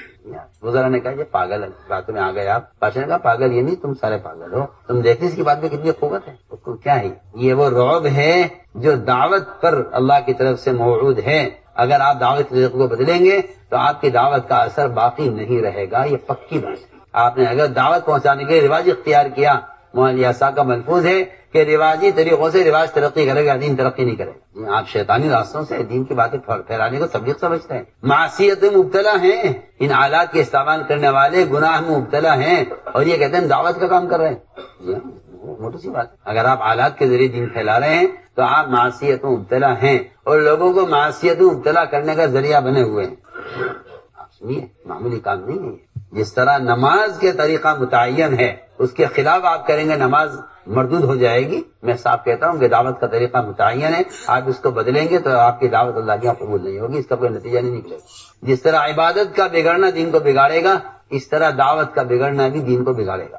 اس طرح نماز عبادت میں ضابطہ ہے اللہ کا، اس طرح دعوت ہدایت پہ ضابطہ ہے اللہ کا۔ اس لیے نبی کا اتباع جس طرح عبادت میں لازم ہے، صلو کما رأیتمونی اصلی، اللہ کی قسم اسی طرح دعوت اللہ میں نبی کا طریقہ مطلوب ہے، اس سے ہٹ کر کوئی طریقہ نہیں۔ اس سے ہٹ کر کوئی یہ آپ کے دماغ کی اختراع ہے اور یہ آپ کا اپنا ذاتی خیال ہے کہ یوں بھی ہو سکتا ہے، یوں بھی ہو سکتا ہے. آپ کہیں نماز کا طریقہ بدل کے دکھلائیے کہ نماز کا طریقہ بدلیے.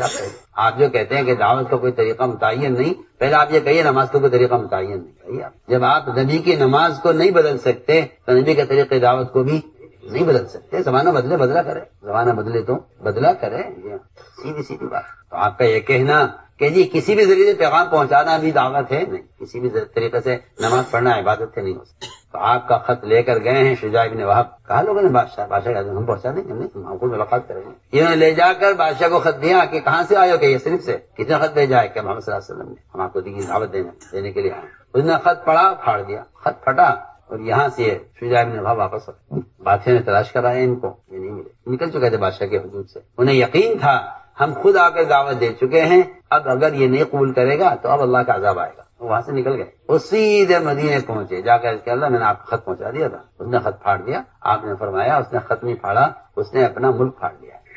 ادھر سے غصہ آیا کسرا کو. اس نے بازان کو حکم دیا، یمن کے گورنر کو، کہ جس آدمی نے ہمیں اپنے دین کی دعوت دی ہے اور اس نے ہمیں خط لکھا ہے اور خط میں اپنا نام پہلے لکھا، ہمارا نام بعد میں لکھا، ہم بادشاہ ہیں. بازان سے کہا کہ صرف 2 آدمی بھیجو. میں نے تحقیق کر لی ہے، یہ بڑے کمزور لوگ ہیں، قسمہ پرس، پریشان حال اور فاقہ مست لوگ ہیں، کوئی طاقت ان کے پاس ہے نہیں. بس 2 فوجی بھیج دو جو انہیں گرفتار کر کے لائے. بازان کو حکم دیا جو یمن کا گورنر تھا. یہاں سے 2 فوجی سیدھے پہنچے، پہلے طائف گئے، وہاں کے کفار سے ملے. کیسے آنا ہوا کہ ہم تو کسرا کے پاس سے آئے ہیں، ہم بڑے طاقتور 2 فوجی ہیں. کیوں آنا ہوا کہ ہم ان کو لینے کے لیے آئے ہیں جنہوں نے آپ کو تنگ کیا ہوا ہے، نیا دین لے کر آئے ہیں. کفار بڑے خوش ہوئے. ان کا لو بھائی اب تو سپر طاقت ان کے مقابلے پر آ گئی ہے، اب تو ہم آرام سے بیٹھیں گے. کیا کبھی خوب اکرام کیا ان کا، پھر ان کو راستہ بتایا، رہبر دیا کہ جائیے مدینے جائیے اور انہیں جیسا کر کے آپ یہاں سے لے جائیے تاکہ یہ قصہ ختم ہو. وہ وہاں پہنچے دونوں آپ کی خدمت میں. وہاں کا معاملہ یہ تھا کہ کوئی قتل کے ارادے سے آئے، قید کرنے کے ارادے سے آئے، جاسوسی کے ارادے سے آئے، زہر دینے کے ارادے سے آئے، کوئی بھی برا ارادے لے کر آئے. آپ کا کیا ارادہ ہے ان کے ساتھ ہے؟ سوال اس کا ہے، سوال اس کا نہیں ہے کیا چاہتے ہیں. سوال یہ آپ کیا چاہتے ہیں؟ ان آنے والوں کی تبدیلی جی آپ کے ارادے پر ہے. آپ نے فرمایا کہ دیکھو یہ 2 آدمی آئے ہیں، ان کو آرام کراؤ، ان کا اکرام کرو، ان کو رات کو ٹھہراؤ، صبح ہمارے سامنے پیش کرو. ظاہر بات ہے کہ 2 فوجی کسرا کی طرف سے آپ چاہتے انہیں قتل کرا دیتے سارے، دونوں کو قتل کر دیا. لیکن نہیں، سوال اس کا ہے کہ یہ 2 آدمی آئے ہیں، ان 2 آدمیوں کے ذریعے سے جہاں سے بھیجے گئے ہیں اس قوم کو دعوت دینے کے لیے ان کو استعمال کرنا ہے. وہاں یہ نہیں ہے کہ کام کون کرے گا کون نہیں کرے گا. وہاں فوجی جو قید کے ارادے سے آئے ہیں آپ کو لے جانے کے لیے، ان کو داعی بنا کر بھیجنا ہے واپس. نہیں کہ خط ایک دن کے ساتھ ہی بھیج دو، چلو خط بھیج دو. آپ نے ان دونوں کو رات کو آرام کروایا، صبح کا مسانے پیش کر گیا. دونوں کانپ رہے تھے ڈر سے، خوف سے. فوجی کیا بات ہے، کیوں گھبرا رہے، کیسے آنا؟ کہ جی وہ ہمارا جو بادشاہ ہے کسرا، اس نے آپ کو طلب کیا ہے. آپ نے فرمایا کہ جس نے مجھے طلب کیا ہے، رات میرے آقا اللہ نے تمہارے آقا کسرا کو اسی رات میں قتل کر دیا. آپ کیا بول رہے ہیں؟ ہاں جو میں کہہ رہا ہوں دیکھ کر کہہ رہا ہوں. اس نے کہا اتدری ما تقول، آپ کو خبر ہے آپ کیا بول رہے ہیں؟ میں ہاں مجھے معلوم ہے، دیکھ کر کہہ رہا ہوں کہ اس رات میں قتل ہوا ہے. کہ اس رات میں قتل ہوا تو 15 دن کی یا مہینے کی مسافت سے آپ کے پاس کیسے خبر آ گئی؟ کہ میرے اللہ نے بتایا. اس میں ایک آدمی تھا بڑا سمجھدار، نے کہا یہ اس طرح بول رہے ہیں، یہ کوئی بات ہے حقیقت جس کے. اس نے فوراً تاریخ اور وقت لکھ لیا کہ یہ رات ہے، یہ تاریخ ہے اور یہ یوں کہہ رہے ہیں. وہاں سے آدمی دوڑایا یمن کی طرف کہ جی یہ تو یہاں کا تو معاملہ ہی دوسرا ہے اور یہ تو یہ کہہ رہے ہیں کہ تو ہمیں کیا کرو گے گرفتار کر کے لے جا کر، جن کے لیے گرفتار کر رہے تھے وہ تو قتل کر دیا گیا. وہاں سے اس بازار نے، یمن کے گورنر نے آدمی دوڑایا، گھوڑا دوڑایا کسرا کی طرف. خبر آئی کہ بالکل جس رات میں آپ نے فرمایا اسی رات میں کسرا کا قتل ہوا ہے. اس کے بیٹے شہروے نے اپنے باپ پرویز کو قتل کیا. یہ حدیثیں پڑھو تو پتہ چلے گا کہ نصرت، اللہ کی قسم کھا کر کہتا ہوں، خود دعوت دیے بغیر مسلمان کی مدد نہیں ہوگی. چاہے نماز پڑھو، روزے رکھو، ذکر کرو، تلاوت کرو، سارے اعمال خیر کر لیں آپ، لیکن اس پر مدد کا وعدہ نہیں ہے. آپ کو تعجب ہوگا میری بات پر، حقیقت یہ موالیاسا کا ملفوظ ہے کہ دین، پورے دین پر چلنے والا آدمی دین کا مددگار نہیں ہے. پورے دین پر چلنے والا بھی دین کا مددگار نہیں ہے. دین کا مددگار وہ شخص ہے جو دوسروں کو دین کی دعوت دے رہا ہے. بڑھیا قرآن پڑھیے نا آپ، ملفوظ تو بعد میں دیکھیں، پہلے قرآن پڑھو. شرط لگائی اللہ نے ان تنصر اللہ ینصرکم، اگر تم اس کے دین کے مددگار ہو. کسی کہتے ہیں مددگار؟ فرمایا حدیث میں مدد کرو ظالم کی مظلوم کی بھی. صحابہ نے عرض کیا اللہ ظالم کی مدد کیسے کریں؟ فرمایا کہ اس کو ظلم سے روکے اس کی مدد. کسی آدمی کو گناہ سے روکنے کی کوشش کرنا یہ اس کی مدد کرنا ہے. اور یہ بات پکی ہے کہ دوسروں کو دین پر لانا یہ دین کی مدد کرنا ہے. خود دین پر چلنا دین کی مدد نہیں ہے، وہ تو آپ کا اپنا فریضہ ہے آپ ادا کر رہے ہیں.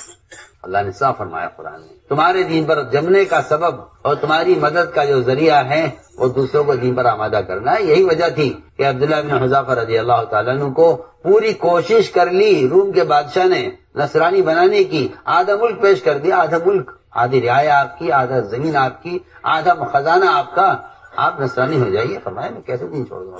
چیزوں سے اس زمانے میں مسلمان کتنی معمولی چیزوں کے لیے دین تبدیل کر رہا ہے. صبح شام کے ارتداد کے قصے کیوں ہیں؟ صرف وجہ یہی ہے کہ آپ کہتے ہیں کہ دین کی دعوت پھیلانے کے لیے پھرنا ضروری نہیں ہے. دین کی دعوت کے لیے آلات ذرائع، اخبار رسائل یہ ذیلی ذریعہ ہیں. کیا ضرورت ہے آپ کو پھرنے کی جب یہ ذریعہ موجود ہے؟ اور ہم یہ عرض کر رہے ہیں کہ نہیں، اگر آپ خود نہیں دعوت دیں گے تو آپ کے اندر وہ قوت ہی نہیں باقی رہے گی کہ آپ باطل کا مقابلہ کر سکیں. سیدھی سیدھی مسلمان کے پاس ساری دنیا کی مادی طاقتوں سے زیادہ اگر باقی کے مقابلے میں کوئی چیز ہے اپنے دین کے دفاع کے لیے تو وہ صرف دعوت ہے. قرآن پڑھیے نا، قرآن جس آپ نے کبھی آنکھ کھول کے پڑھا نہیں، آپ کو تو اعتراض کرنا آتا ہے. صرف قرآن پڑھیے آپ کو پتہ چلے گا دعوت اللہ سے بڑھ کر مسلمان کے پاس کوئی دفاعی طاقت نہیں ہے. کوئی دفاعی آپ اگر غور کریں قرآن حدیث پر تو آپ کو پتہ چلے گا. کیونکہ آپ نے ایک صحابی کو بھیجا دعوت دینے کے لیے، اس نے جا کر اللہ کا تعارف کرایا. میں نے کہا اللہ کہے گا پیتل کا ہے، تانبے کا ہے، لوہے کا ہے، کس چیز کا ہے؟ واپس آیا میں نے تو سو کہا تھا مگر وہ پوچھ رہا ہے اللہ کیا ہوتا ہے. آج میں کہتا ہوں آپ سے اگر آپ یہ کہتے وہ تو کافر کے لیے تھا. یہ حالت آج کے مسلمان کی ہے کہ وہ رب کو نہیں جانتا. آپ کہاں سو رہے؟ جو حال زمانے کی کفر کی تھی وہ حال زمانے کے مسلمان کی ہے. اور آپ کا کہنا یہ ہے کہ نہیں وہ تو کافروں کے لیے تھا. آپ دیکھیے ویسے ہی اس زمانے میں اسلام میں کتنا کفر ہے، کتنا ارتداد ہے، آپ غور تو کیجیے.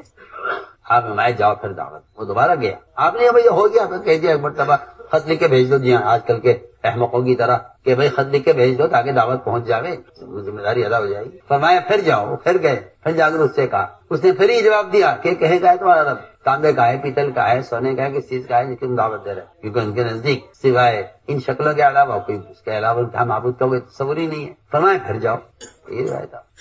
اسی مرتبہ گیا، اس نے یہ جواب دیا، آسمان سے بجلی آئی اور اس نے اس کے ٹکڑے ٹکڑے کر. قرآن پڑھیا، قرآن میں ہے پوری آیت قرآن کے اندر. پھر سوائے قبول ہمیشہ میں فی اللہ کے بارے میں جھگڑا کرتے ہیں آپ سے. 3 مرتبہ جا کر اس کو دعوت دی. اس کے جواب پر آسمان سے ایک بجلی آئی، اس نے اس کو تباہ.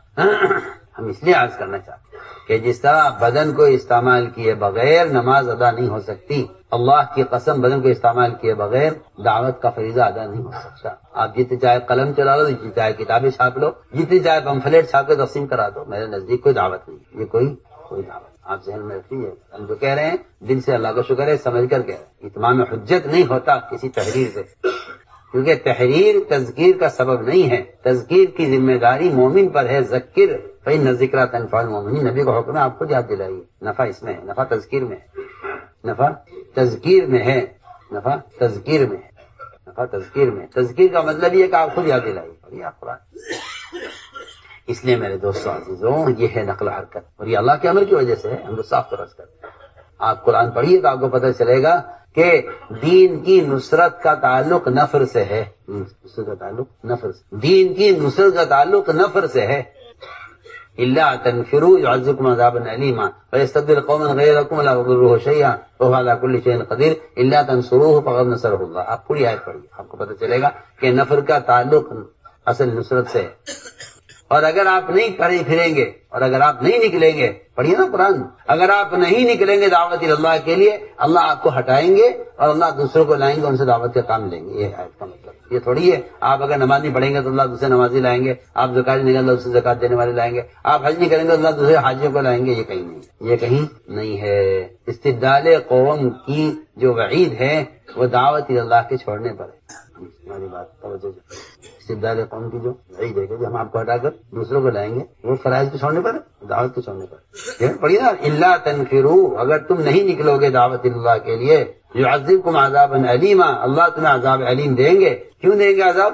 میں تو نماز پڑھتا ہوں، میں تو روزہ بھی رکھتا ہوں، زکات بھی دیتا ہوں، حج بھی کرتا ہوں، میں تو سارے اعمال خیر کر رہا ہوں، اللہ مجھے عذاب کیوں دیں گے؟ کہ اللہ تمہیں عذاب اس لیے دیں گے کہ تم نے دوسروں کو عمل پر آمادہ نہیں کیا. سیدھی سیدھی بات. اس کا تو زمانے میں مسلمان کو تصور بھی نہیں ہے. وہ تو بیچارے تبلیغ میں نکلنا دین سیکھنے کے لیے مدرسہ سمجھتے ہیں. مدرسہ ہے کچھ دن اس میں پھر لو تاکہ نماز پڑھنی آ جاوے، روزہ رکھنا آ جاوے، زکات اور مسائل کا علم ہو جاوے. لوگ اتنا سمجھتے ہیں اس کام. تعلیم دین کے لیے سمجھتے ہیں تبلیغ. جو سیکھ چکے ہیں وہ نہیں نکلتے، جو سیکھے ہوئے ہیں ان کے نزدیک کوئی اہمیت نہیں ہے. حالانکہ تعلیم دین کے لیے نہیں ہے، خروج اقامت دین کے لیے. خروج کس لیے ہے؟ اقامت دین، کہ دین قائم ہو. دین کا قائم ہونا یہ نہیں ہے کہ ہم نماز پڑھتے ہیں، روزہ رکھتے ہیں. دین کا قائم ہونا یہ ہے کہ عالمی سطح پر امت مسلمہ اللہ کے فرائض پر، اسلام پر جمع ہو. یہ دین کا قائم ہونا ہے. اس دین کو قائم کرنے کے لیے محنت ہے. قرآن پڑھیا الا تنفروا يعذبكم عذابا الیما. اگر نہیں نکلو گے اللہ تمہیں عذاب دیں گے. اور کیا کریں گے؟ وَيَسْتَبْدِلْ قَوْمًا غَيْرَكُمْ. تمہیں ہٹا کر اللہ دوسروں کو لائیں. وہ حدیث پر قادر ہے. اور اگر تم مدد نہیں کرو گے خروج میں نبی کی، سنو تو صحیح میں جو کس طرح کہہ رہا ہوں، میں جس طرح کہہ رہا ہوں اسی طرح ہے. اگر تم خروج کے ساتھ نبی کی نصرت نہیں کرو گے تو اللہ تعالیٰ تو ان کا مددگار ہے. وہ تو تمہاری سعادت ہے کہ تم دین کے قائم کرنے میں نبی کے ساتھ کی مدد میں ذریعہ بن جاؤ، ورنہ اللہ تعالیٰ کو تمہاری ضرورت نہیں ہے. اللہ تمہیں ہٹائیں گے دوسروں کو لائیں گے. قرآن اس لیے میرے دوست ساتھیوں یہ بات قرآن حدیث میں کھول کر بیان کر دی گئی ہے کہ اللہ کے راستے میں امت تک دین کا پیغام خود نہ پہنچانے پر عذاب کی وعیدیں ہیں. دین کا پیغام امت تک، میں جس طرح میں کہہ رہا ہوں جیسے الفاظ پر غور کرنا پڑے گا. اللہ کے بندوں تک بذات خود دین کے نہ پہنچانے پر عذاب کی وعیدیں ہیں. قرآن میں بھی ہیں اور حدیث میں بے شمار ہے جہاں قتال کا کوئی ذکر نہیں ہے. قتال کا کوئی ذکر نہیں. بلکہ اگر کوئی یہ کہتا ہے کہ وہ تو کافروں کے لیے دعوت تھی تو میں آپ سے کہتا ہوں ایسی حدیثیں موجود ہیں جس میں صرف حکم مسلمانوں کو دعوت دینے کا. صرف بنی اسرائیل اسلام سے کہا کہ ان کو جمع کرو بیت المقدس اور 5 باتوں نے پہنچاؤ. آپ کو خیال یہ ہے کہ دعوت غیروں کے لیے ہے؟ نہیں. آپ پڑھیے قرآن اور آپ دیکھیے صحابہ کرام کا عمل. ابوبکر رضی اللہ تعالیٰ عنہ نے مدینے کو جو خالی کرنا چاہا تھا وہ کافروں سے مقابلے کے لیے نہیں بلکہ صرف ایک فریضے کا انکار کرنے والوں سے. آپ پڑھیے نا، آپ تو سیرت پڑھتے ہی نہیں ہیں. آپ کے دماغ میں تو یہ بٹھا دیا گیا ہے کہ بس پھرنا تو کافروں کے لیے ہوا کرتا تھا زمانے میں. یہ تبلیغ والے جہاد کی آیتوں کو تبلیغ میں استعمال کرتے ہیں. ارے ہمارے پاس اس کے علاوہ ہی کچھ نہیں. پڑھیے جتنے فضائل خروج کے ہیں اقامت دین کے لیے ہیں. کافر کو دعوت دے دینا یہ اس خروج کا ضمنی عمل تھا. اس خروج کا ضمنی عمل تھا. آپ کو نہیں آتی قتال ضمنی عمل تھا. اللہ غریق رحمت کرے مفتی سعید صاحب رحمۃ اللہ علیہ کو بڑی کام کی بات کہہ گئے. وہ کہتے تھے کہ قتال کیا ہے؟ قتال کافروں سے کہ اگر تمہاری گاڑی کے پہیے میں کوئی پتھر آ جائے تو تم گاڑی وہیں رک جائے گی تھوڑی دیر کے لیے. تم اترو گے پتھر کو ہٹاؤ گے راستے سے گاڑی آگے بڑھا لو. یعنی یہ دعوت اور تبلیغ ایسی ہے. اور قتال کی حیثیت کتنی ہے؟ ایک پتھر آ گیا گاڑی کے سامنے اس کو ہٹائے گا، ڈرائیور اترتا ہے پتھر راستے سے ہٹاتا ہے گاڑی آگے بڑھا لیتا ہے. وہ گاڑی اس میں اٹکے گی پھنسے گی وہ چلے گی نہیں. صرف اسلام کی گاڑی کو آگے بڑھانے کے لیے قتال ہے. اور اگر آپ رکاوٹ بنے اور آپ نے کہا جی ہم آپ کا سوار ہونا چاہتے ہیں آ جاؤ ہماری گاڑی تو بہت بڑی ہے آ جاؤ بیٹھ جاؤ چلو آگے کیا بات ہے. یا تو تم اس گاڑی میں سوار ہو جاؤ یا راستے سے ہٹ جاؤ. اس لیے یہ بات کہیں ثابت نہیں ہے کہ کسی کافر کو اسلام کے لیے قتل کیا جائے یا تلوار کی دھمکی بھی دی جائے. کہیں ثابت کوئی دلیل کسی کے پاس نہیں ہے کہ تلوار اسلام کے لیے ہرگز نہیں ہے. اسلام تو بادشاہ مذہب ہے. جو جس مذہب پہ رہنا چاہے رہے آرام سے. اسلام کو آپ کی ضرورت نہیں ہے. اور تلوار اسلام کے لیے نہیں ہے. تلوار تو رکاوٹ کو ہٹانے کے لیے. اور کہتا ہے نہیں جی میں تو اپنے مذہب پہ رہوں گا تو آپ اسے قتل کر ہی نہیں سکتے کسی قیمت پر. لیکن ثابت کہ جی ہے تو اسلام لے آؤ ورنہ تلوار ہے. کچھ نہیں غلط ہے کہنا. جب اسلام لے آؤ ورنہ تلوار ہے یہ صحیح ثابت ہی نہیں ہے. ایک مشرک نے آپ صلی اللہ علیہ وسلم پر تلوار سوت لی. آپ سوئے ہوئے تھے آپ کی آنکھ کھلی تلوار اس کے ہاتھ میں تھی. آپ اکیلے تھے. صحابہ ادھر ادھر سب منتشر ہو گئے تھے. مشہور ہوئے تھے. آپ قبلہ فرما رہے تھے ایک درخت کے نیچے تلوار تو لٹکی ہوئی اٹھائی آپ کو قتل کرنے کے لیے. آپ نے فرمایا اس نے کہا کون بچائے گا آپ کو؟ اللہ بچائیں گے. تلوار اس کے ہاتھ سے گری آپ نے اٹھائی. آپ نے تو یہ کہا اسلام لے آؤ ورنہ تلوار ہے. نہ آپ نے یہ کہا بھائی آپ نے میرا قتل کے ارادے کیا ہے میں آپ کو قتل کر دوں. آپ نے اس سے بہت نرمی سے پوچھا کہ تمہیں اسلام کے مذہب میں رغبت ہے؟ لگا نہیں. میں جواب ہو اپنے دین پر آپ چھوڑ دیتے ہیں. میں کہا جی آپ تو بڑے احسان کرنے والے ہیں. میں اس احسان کے بدلے میں آپ سے کہتا ہوں کہ آپ کے دین میں رکاوٹ نہیں بنوں گا اور رکاوٹ بننے والوں کی مدد نہیں کروں گا. فرمائے جاؤ رہو اپنے دین پر. کیا بات جو قرآن میں ہے لا اکراہ فی الدین. دین میں زبردستی نہیں ہے. کافروں کے لیے تھی آیت. اس زمانے کا مسلمان سمجھتا ہے ہمارے آیت ہمارے لیے ہے. اگر ایک سے دوسری مرتبہ نماز کو کہہ دو تو کہتا ہے جی دین میں زبردستی نہیں. آپ نے مجھے نماز کی دعوت دے دی بس ہو گیا. آپ کی ذمہ داری ہو گئی. حالانکہ یہ آیت مسلمان سے متعلق کہیں سے کہیں تک بھی نہیں ہے، اور اس کافروں سے متعلق آیت کو مسلمانوں نے کس سے جوڑ لیا؟ اپنے آپ سے جوڑ لیا. جب کہا بھائی نماز کو آ جاؤ، ایک دفعہ کہا، دوبارہ کہا میاں دیکھو قرآن میں لا اکراہ فی الدین، دین میں زبردستی نہیں ہے، آپ نے مجھے دعوت دے دی نماز کی، بس دیتی جائیے. کیا یہ آیت اس سے متعلق ہے؟ نہیں، بالکل بھی. یہ آیت قرآن کی آپ سے متعلق ہی نہیں ہے، یہ تو کافر سے متعلق ہے کہ کسی کافر کو دین میں اسلام پر کے لیے مجبور مت کرنا. لا اکراہ فی الدین قد تبین الرشد من الغی، کہ کفر اور اسلام ظاہر ہو چکا ہے. اب آپ کسی سے مت کہیے کہ اسلام لا ہوتا ہے، وہ تو ظاہر ہے، جس کا دل چاہے اسلام لائے، جس کا دل چاہے دین پر رہے. تو کیا سمجھا مسلمان کہ جی لا اکراہ فی الدین، کوئی دین میں زبردستی نہیں ہے، آپ نے دعوت دے دی، بس آپ کی ذمہ داری پوری ہو گئی. اگر کوئی دعوت دینے والے کو یہ کہہ دے کہ آپ اپنا فکر کریں تو اللہ کے نزدیک یہ سب سے بڑا گناہ ہے. سمجھ کیا کہتے ہیں؟ تمام گناہوں میں اللہ کے نزدیک سب سے بڑا گناہ یہ ہے کہ آپ کو کوئی نماز کے لیے کہے اور آپ یہ کہتے ہیں اپنا فکر کریں. عبداللہ بن مسعود فرماتے ہیں رضی اللہ تعالیٰ، عجیب اس آیت کے ذیل میں کہ جب کہا جاتا ہے لوگوں سے بھائی اللہ سے ڈرو، نماز پڑھ لو، تو وہ کہتا ہے بھائی آپ اپنا فکر کیجیے نا، آپ کو ہمارے کیا فکر ہے. اتنا کہہ دینا اللہ کے نزدیک سب سے بڑا گناہ ہے. عبداللہ مسعود کا قول ہے کہ اگر کوئی آدمی دعوت دینے والے کو یہ کہہ دے کہ آپ اپنا فکر کرو تو اللہ کے نزدیک تمام گناہوں میں سب سے بڑا گناہ ہے. اس لیے آپ بات ذہن میں رکھیے گا کہ دعوت کا چھوڑنا بھی گناہ ہے اور کسی کی دعوت دینے کو رد کرنا بھی گناہ ہے. قرآن پڑھیے آپ، وَإِذَا قِيلَ لَهُ اتَّقِ اللَّهَ أَخَذَتْهُ الْعِزَّةُ بِالْإِثْمِ فَحَسْبُهُ جَهَنَّمَ وَبِئْسَ الْمِهَادُ، کہ جب کسی کہا جاتا ہے کہ اللہ سے ڈرو تو وہ تکبر میں آ کر آپ کی بات کا انکار کر دیتا ہے، اس کا ٹھکانہ جہنم ہے. سمجھے میری بات؟ تو لوگوں کی عادت ہو گئی ہے کہ جب انہیں خیر کی طرف لایا جاتا ہے تو وہ کہتے ہیں بھائی اپنا فکر کرو نا، آپ کو ہمارا کیا فکر ہو رہا ہے، آپ کو اپنا فکر کرو. اور حدیث میں نہیں ہے، اور قرآن میں یہ ہے کہ تکبر کی علامت ہے کہ آدمی حق بات کی اس کا آمادہ کیا جائے، وہ انکار کر دے. اس لیے فرمایا عبداللہ بن مسعود رضی اللہ تعالیٰ عنہ نے کہ تمام گناہوں میں اللہ کے ہاں سب سے بڑا گناہ یہ ہے کہ آپ کسی آدمی کو نماز کی دعوت دیں اور وہ جواب میں کہہ دے کہ آپ اپنا فکر کریں. اللہ کے یہاں تمام گناہوں میں سب سے بڑا. اس لیے میرے دوست ساتھیو، یہ عزم کرو کہ ہمیں انشاءاللہ استقامت کے ساتھ اس کام کو اللہ کا امر سمجھ کر کرنا ہے.